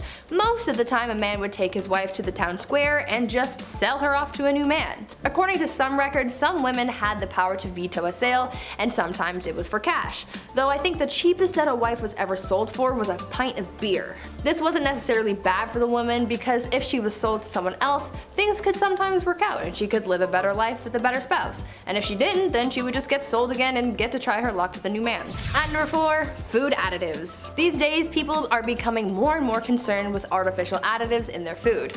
All natural, organic, pesticide, and hormone-free food is becoming more and more popular, but back in the Victorian era, people were putting all kinds of additives in their noms, and a lot of it was really, really bad for you. Like, we're talking deadly. Chalk and alum were often added to bread dough to make it whiter, and sometimes pipe clay, plaster of Paris, or sawdust was added to the mix as well. Red lead was sometimes added to cheese, lead was added to cider, mustard, wine, sugars, and candies. Copper sulfates were used in preserving fruits, jams, and wine. Mercury was used in candies, and even ice cream was made using a water and chalk mixture. All of these unsafe ingredients are actually what prompted the food safety industry because no matter what's going on, you shouldn't be eating lead, chalk, and mercury. At number 3, corpse medicine. Now earlier I mentioned the whole grave robber industry and how that really took off during the Victorian era, but now let's talk about how they used corpses in their medicine. Back then, some people believed that consuming certain parts of the human body could cure their ailments. I know. Gross, right? One of the more popular medicines back then was a mixture made with human skull and chocolate, and it was believed to cure apoplexy. Back in the Victorian era, medical texts were published describing what parts of the human body could be used to treat specific ailments. One text described mixing the skull of a young woman with treacle to treat epilepsy. Another text says that you could treat paralysis with a candle made of human fat. Apparently, executioners were linked to this type of medicine as they would, execute someone and then use the remains to become a doctor and treat people's illnesses. Imagine Grey's Anatomy, but with Victorian medicine. Sounds like an interesting thing to watch, but also probably not to experience. At number 2, mummies. Speaking of dead people though, people from the Victorian era were oddly fascinated with mummies. I mean, I can understand the fascination to a certain extent because they're old and cool, but of course, these people just had to be extra weird and take that obsession with mummies to heights that they didn't need to be. People used ground up mummies to make paint. Pieces of mummies were sold in jars, and they were even used in advertising. One candy shop put a mummy on display in the store, claiming that it was the daughter of a pharaoh who saved baby Moses. I mean, that's weird, right? I understand that this was all happening as archaeologists were starting to uncover lost treasures and secrets from Egypt, but I mean, a mummy in a candy shop? Seems a little much. And finally at number 1, baby farmers. Now for what I believe is probably the most disturbing thing from the Victorian era, baby farmers. Basically, this was an industry of women who would take unwanted babies and either take care of them, give them to new parents, or unfortunately have them disposed of. One famous case of the darker side of baby farmers comes from a woman named Amelia Dyer. She was known to have charged women a lot of money to take their babies off their hands, but unfortunately the children wouldn't survive Amelia's care. It is believed that Amelia was responsible for the passings of hundreds of babies, making her one of the biggest monsters of the Victorian era. Starting our list off at number 10, the first postage stamp. Nice. Who's the first guy who licked a stamp? Why'd he do it, right? We'll start off with stamp facts. Why not? I know there's a couple pen pals out there that still use snail mail. That's cool. This one's for you. May 1st, 1840, the world's first ever postage stamp was sold, of course, for 1 penny. Pretty cheap, nice, we love it. This sale changed history. Now on the stamp was of course a portrait of one Queen Victoria, world's first ever profile photo for a letter. Here we go, they're like, oh, who is this? Who's this little person here? Of course this caught on. Definitely caught on. More than 70 million letters were sent within the next year. And then that tripled only a few years later. And of course it thrived for 40 years. Do you still use letters? If so, write into us. Write some fan mail. Forget the comments. Write into us with a pen. With your autograph too, where you live. Yeah, no one's doing that anymore. Number 9, Alexander Graham Bell. I have no idea how phones work. I know it's vibrations and signals and I have to do this occasionally to help it out, but scientifically, nothing. I can't wrap my brain around this technology. Still, I'm 28 years old and I have YouTube. Couldn't tell you. If I was sent back in time right now, I wouldn't beat Alexander Graham Bell. I would just watch him and wouldn't change history one bit. Guy's a wizard. On March 7th, 1876, Alexander Graham Bell received a patent on his invention, the telephone, and just 3 days later, he made it work. Somehow. The world's first phone call was of course to his assistant, Thomas Watson. Now I'm from the generation that had T9 and I thought that was bad. I also didn't have that, one of these, where you have to like go around and around a bunch of times. T9 was way worse than anything. You have to Morse code message all your friends. Ugh, we have it too easy today. Never forget about Alexander Graham Bell. Hit that thumbs up on your smartphone for Alexander Graham Bell. How? How does it work? Hello? Number 8, Queen Victoria's death. You may have heard the phrase, the sun never sets on the British Empire. Sounds very Westeros, doesn't it? Sounds like the British Empire is in an alternate universe or something, I don't know. But this is meant in a literal sense. On January 22nd, 1901, the Victorian era came to a close, of course, after the death of Queen Victoria herself. She passed away at age 81, and Queen Victoria was succeeded by her oldest son, King Edward VII. Now, at this time, the British Empire literally took up more than 1/5 of all of Earth's land. So the sun actually did not set on the British Empire. It's a real phrase. It's not just a fun bit there. Number 7, wearing black for weeks. Losing a family member is tough. Life can get hard. In Victorian times, passing away was a big deal. There was usually a big funeral, flowers, tears, everything, the whole works. The crazy part is, you were expected to wear black or mourning clothes, as they were called, thought to be an outward expression of one's emotions and feelings. However, it's not like that one funeral of the distant uncle you had, where as soon as you got home, you ripped off your suit and hopped on Call of Duty to see what your friends are doing. Oh, on the contrary, my ninja diffusing friends, because in Victorian times, your search and destroy matches would require you to wear those black mourning clothes for a long time. Sometimes even weeks and months on end. Queen Victoria wore hers for years after her husband passed, and it was odd to see her in anything but black. That's a weird story. That's crazy. Number 6, aniline dye. In 1856, William Henry Perkin was trying to create an anti-malaria drug using aniline. After all, the British were spending an awful lot of time in foreign nations doing as the British do and needed a cure to keep doing what they do. Well, he did not find a cure for malaria, but he did discover it makes a very lovely dye that makes deep reds, purples, and black. You need that for the funerals.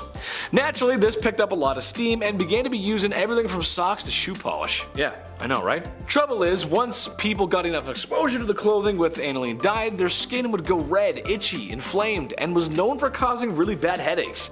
That's because it would absorb to their skin and poison their blood. That sounds pretty actually, I don't want that. Number 5, zinc chlorine coats. This one's bad, man, but it was stopped before it became a trend, thank God. Picture this, it's Victorian London and you're but a humble city servant. Your job is to clean the streets. One night it begins to rain, as it is known to do in England. I hear it rains there a lot, I don't know. And the city provides these humble men with coats that have a zinc chloride layer in the fabric. It was supposed to protect against rain and wetness and whatnot. A lot of chemistry in this video, but some might already guess that this was a bad idea. Zinc chloride is not only corrosive, but water soluble. So, after a shift in the rain, a lot of these men came back with really nasty chemical burns. And no, they didn't have emergency showers like in Heisenberg's RV. They didn't have that, or your high school chemistry class. It was really bad. They stopped it immediately, because that's really bad. Number 4, asbestos fabrics. Chris will like this, he'll remember these. Picture this, it's 2004. It's Saturday afternoon and your dad just got finished watching an episode of Trucks. Nice. And now you have control over the TV remote. Saturday morning cartoons, here we come. I used to love the Kirby Show, he's one of my favorites. Love that guy. But just before you change the channel, there's a commercial with an old man who looks very concerned. And he says, "Have you been affected by mesothelioma and or because of exposure to asbestos? Then you may be qualified for compensation." I believe it went something like that. Maybe I should call Saul Goodman. Where's he when you need him?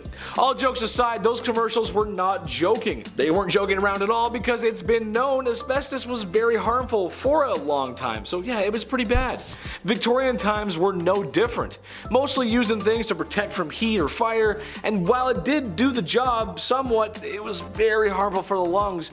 And like the old man says in the commercial, it could be cancerous, hence mesothelioma. I said it right there. I said it the first time when I was impersonating him, and now I can't say it. Mesothelioma. There it is, mesothelioma. Number 3, radium makeup. Okay, sure. I'll give you that radiation and radioactive materials were pretty much being discovered and barely understood for the time. Okay, sure. It was new. Look at Madame Curie. Tragic story there. So when the very interesting radium was discovered, it got thrown into everything because, yeah, why not? Radium makeup, radium watches, you name it, radium was in it. While at first exposure to radium, you'd be fine, not too much to worry about. However, after years of direct physical contact on the skin, Yikes, there's going to be a problem. It's radioactive. It's the reason why you shouldn't get too many X-rays. Not that it's radium, I'm just saying radiation in general is not good for you. Not much to explain in this one except it was used and manufactured in women's makeup and they used it, and I'm sorry, that's just rough. Number 2, mercury hats. Mercury was nothing new in the medical field in Victorian times. It had been used in ancient China for a long time before that. And yes, it was poisonous. It was harmful to you. However, in Victorian times, some hats included mercury in their production process. Now, why is that so bad? Well, because mercury makes you go insane. Hence why they called it Mad Hatter's disease. I could not think of a worse name for a disease. Now, not that it's a fashion point, but this was also readily used for treating syphilis at the time. So something that's readily available for the public and health would wind up in closed production. It makes sense. If there's a lot of it, sure, it makes a lot of sense. But it makes people go crazy. Sorry, who's talking to me? What? No, I'm just kidding.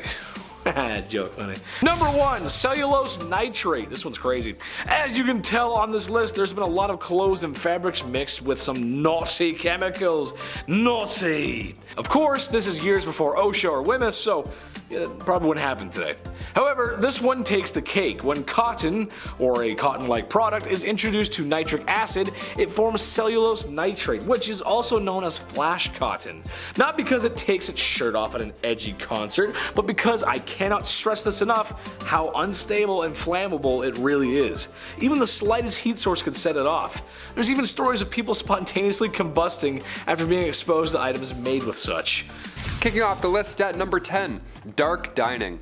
I don't know about you, but I can't eat in the dark. I need to see every single bite that I'm eating, okay? Call me crazy. Part of me wants to go to a restaurant where you can't see anything, but I know that I won't make it all the way through. I can't do it. I have a thing. I'm not blindly, what if it's not cooked? I don't know. Back in the Victorian era, dining in complete darkness wasn't just a date night. It was actually the best way to digest, or so they thought. That's why many Victorian era homes had their dining rooms set up in their basement. How random is that? Oh, do you guys have poker nights down here? Nah, just brunch. Kill the light. What? How do you like your eggs? Turn off the light. What are we doing? Number 9, Saved by the Bell. I'm sure you've heard about this at some point, but allow me to go into grim detail. In the late 1700s, cholera, bacterial infections, everything bad, you name it, it was all spreading. Not an ideal time to be alive. Many were biting the bullet at this time, of course being gravely ill, but with this came a dark trend. The safety coffin. Yeah, we had the safety dance, now we got the safety coffin. Here we go. These coffins, I mean, God forbid you were buried alive, these safety coffins would allow the dead to rise again and exit said coffin. A lot of these coffins have extra comfort on the inside and, of course, a wire. This wire ran through the coffin, through the ground, and attached to a bell on the outside. So if a passerby heard it, one, that would be so scary, but if they heard it, they would know something's up and they would help them out. Folks would get creative with their safety coffins. For example, a man named Robert Robinson from Manchester, he passed in 1791, but he instructed his family and watchmen to open the special door on his casket, revealing a layer of glass. Now, if anybody were to see condensation, he could then be removed. Patent number 81,437 was actually granted to Franz Vester in 1868. It was an approved burial case, a real patent. This was a real coffin. This is crazy. This one had an air inlet, a ladder, and a bell. All three, there you go. The description of the patent says, if too weak to ascend by the ladder, he could ring the bell, giving the desired alarm for help, and thus save himself from premature death by being buried alive. Nice. You thought you died. Psych, climb this ladder. There you go. Good luck getting out. Now you're in an escape room. Enjoy. You only get 2 hints. Like a walkie-talkie. Hey, how do I get out of the coffin in room B? Number 8, no air. Now that song's gonna be stuck in your head. Jordan Sparks, a classic. Since we're on the topic of safety coffins, I had to include one more. Maybe 2 more, I'll never tell.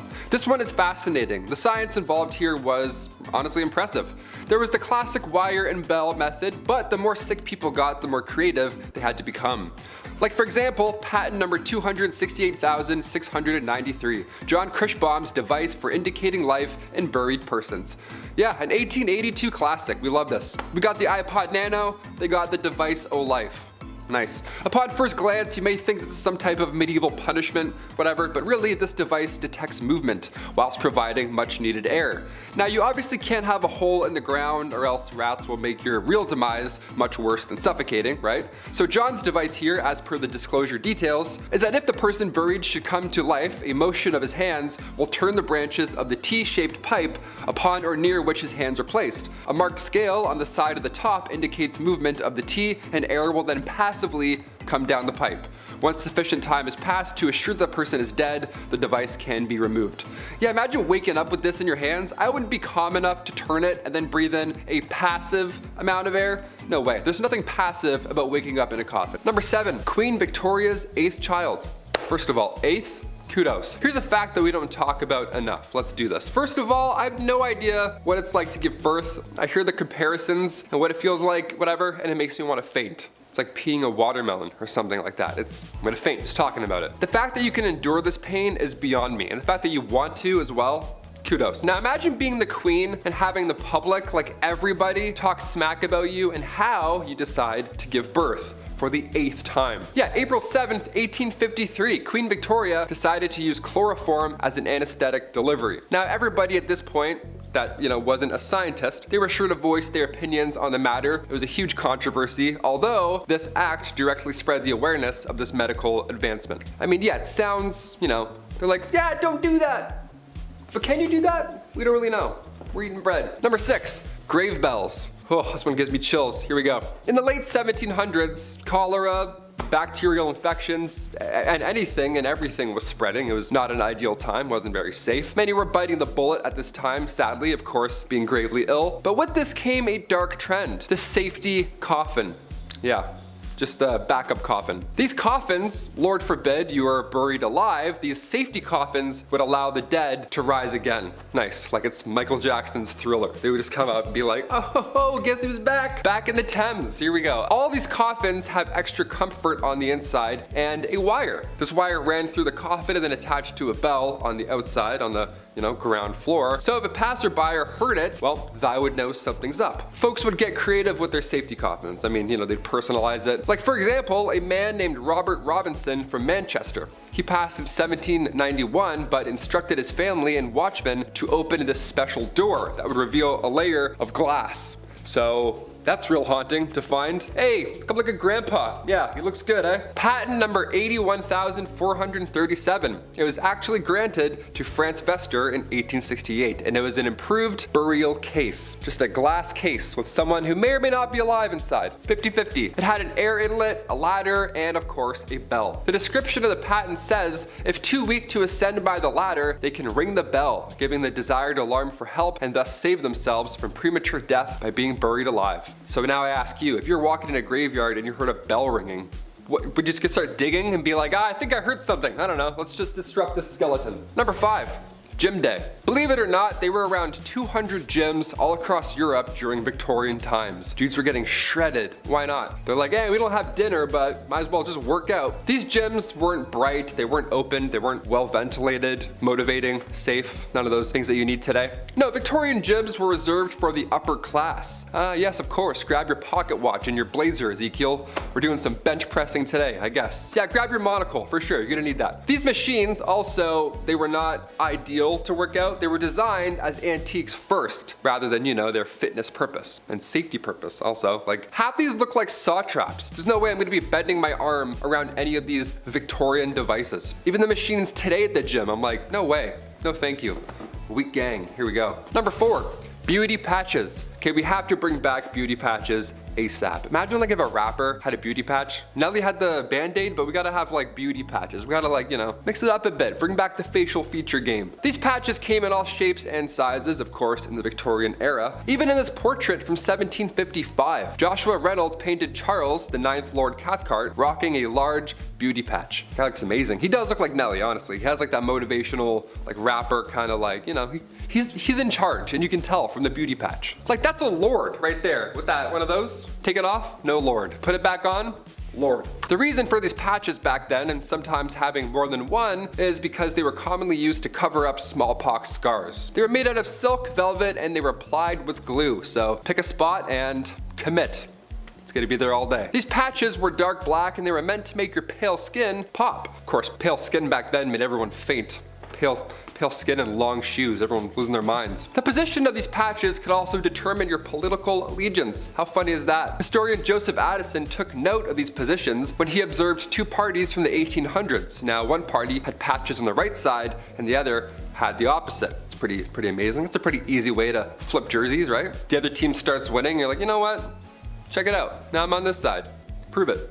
Number 3, chimney sweep. Terrible jobs, here we go. I remember when I was younger, I had to sweep the chimney in the house, and I loved it. I thought it was cool. I thought it was like a little safety, like secret room. I don't know. It wasn't safe at all, actually. It was just a dirty room. Had a little broom too. I always loved using that little broom. Little tiny sweeps, one at a time. Little tiny bag to go along with it. So gentle. This was a terrible job to have in Victorian London, obviously. Chimney sweeps were famously young as well. I can't say anything else there, but these guys were young lads. History is horrible. Maybe that's why I was doing it, right? Because I could fit inside of the thing. That makes sense. 1840 was a good year, all things considered. A law was passed that made it illegal for anybody under the age of 21 to climb in and clean a chimney. I was 18 cleaning my chimney. I had no idea. I could have used this great law and got out of the whole chore. Shame. Number 2, Jack the Ripper. Unidentified to this day. Who is he? How did he get away with it? And also, when are we gonna see a Netflix documentary on this guy? We have everybody else in this multiverse of killers. Where's this guy? Gonna complete the image. Well, it's because we didn't find him. Jack the Ripper was active in the East London neighborhoods primarily, and sadly, he would target sex workers at the time. He famously took the lives of 5 women from August to November of 1888, and they were believed to have been connected to Jack the Ripper, although some sources claim that he was active until 1891. It's hard to tell who's who and who's doing what. Again, this is also so long ago. There's no cameras. Hard to catch someone. Many believe Jack the Ripper had some anatomical knowledge due to the way that he left his victims as well, which is creepy. While there were some suspects, including a member of the British royal family, believe it or not, Jack the Ripper was never identified, so. Yeah, that sucks, really. We gotta find him. Can't, but we gotta. And finally, number 1, mudlarks. Yeah, we'll get dirty for this last one here. Why not? Victorian London around the 1840s, it was a bit of a mess. Everyone was sick, a lot of sore throats, to say the least. The jobs that were available, they sucked. They certainly didn't help you, survive. The jobs that were available had you catching rats and crawling into sewers. One of the worst jobs to have was that of a mudlark. Now, as the name hints towards, a mudlark involved getting in deep in the mud and muck that would build up alongside the Thames River. Yeah, that dirty river back then. They're like, yeah, just go through the lining of that. See what's in there. Ugh. This one was reserved, again, for the younger folk with, the patellas that still worked, digging in the mud, of course. Can't have an old guy in there. He's not gonna come back out. It was like working in quicksand. It was horrible. It was exhausting. Not to mention the chances of being whisked away by the river at any given moment. Yeah, it sucked. All for the slim chance of finding a pocket watch or some driftwood, rags, something, anything really worth your troubles. Kicking off the list at number 10, smoky behind. When somebody tells you that you're just blowing smoke, it means that you're lying, okay? You've now been given exaggerated information of sorts. Well, back in the 18th century, they literally had to blow tobacco smoke at your behind. Yeah, weirdest work break ever, I'd say. So why did we perform magician enemas back in the day? What was the deal here? Well, tobacco smoke enemas were used to treat quite a few symptoms, or they thought so, including a common cold. These enemas came in these fancy kits with a fancy rubber tube. It was all fancy because it was an honest medical practice at the time. It was done by legit medical practitioners. This is the funniest part. The idea was that the tobacco smoke could warm up a soon-to-be deceased body. The nicotine would stimulate your adrenal glands, jolting you back into good health. The best health, might we say. And the way they would do it in the mid-1800s was by just blowing smoke and just waiting, seeing what happened. We're figuratively and literally blowing smoke. That's the origin of that saying. Fun fact there. Imagine doing that today. Like, I think I dislocated my shoulder. What do I do? He's like, one sec. Number 9, alarm clocks. While the medical world was one threat in Victorian times, apparently so was the technological side. Who knew? We obviously didn't have reliable alarm clocks back in the 1800s, obviously, but we did have jobs. So in order to get up on time, lamplighters or knockers would come by and tip you off.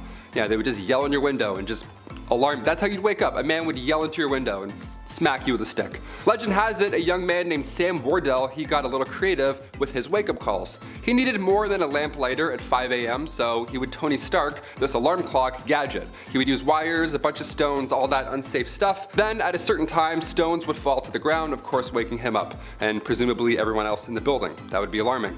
Well, Christmas Eve 1885, tragedy unfolded. A few friends had come over for a holiday visit, so Sam had to move some furniture around, rightfully so, to make room for, windmills and breakdancing, whatever they did in Victorian Christmas times. The next morning, he forgot to put things back in the small apartment, and the obvious happened. The rocks then fell on him while he was asleep.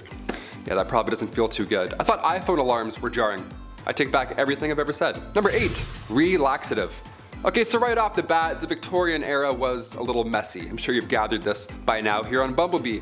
But these messy new illnesses were putting lots of pressure on medical practitioners, so they were desperate for these new treatments. We laugh at Victorian medical treatments, but they tried, okay? They at least tried. They also achieved many medical breakthroughs as well. But when it comes to handling chickenpox in the Victorian era, well, that wasn't one of them. That was not our finest hour. Chickenpox in the Victorian era was being treated by using laxatives.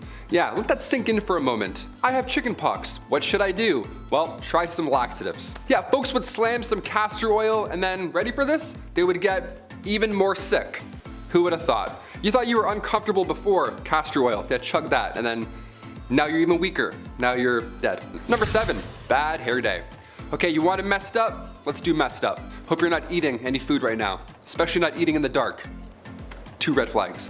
Okay, the Liverpool Daily Post back in 1869 had readers invested on this fateful day. Right on the cover it read, a 30-year-old passed away in the village of Lincolnshire. Now at the time, that's not far off from average life expectancy in the 1800s. But this case was odd. Everyone wanted to read about this. This case was noteworthy. It was important that folks understood what took this young lady's life. Doctors asked the family if they can carry out a post-mortem, and lo and behold, they found a 2-pound solid chunk of hair sitting in her stomach.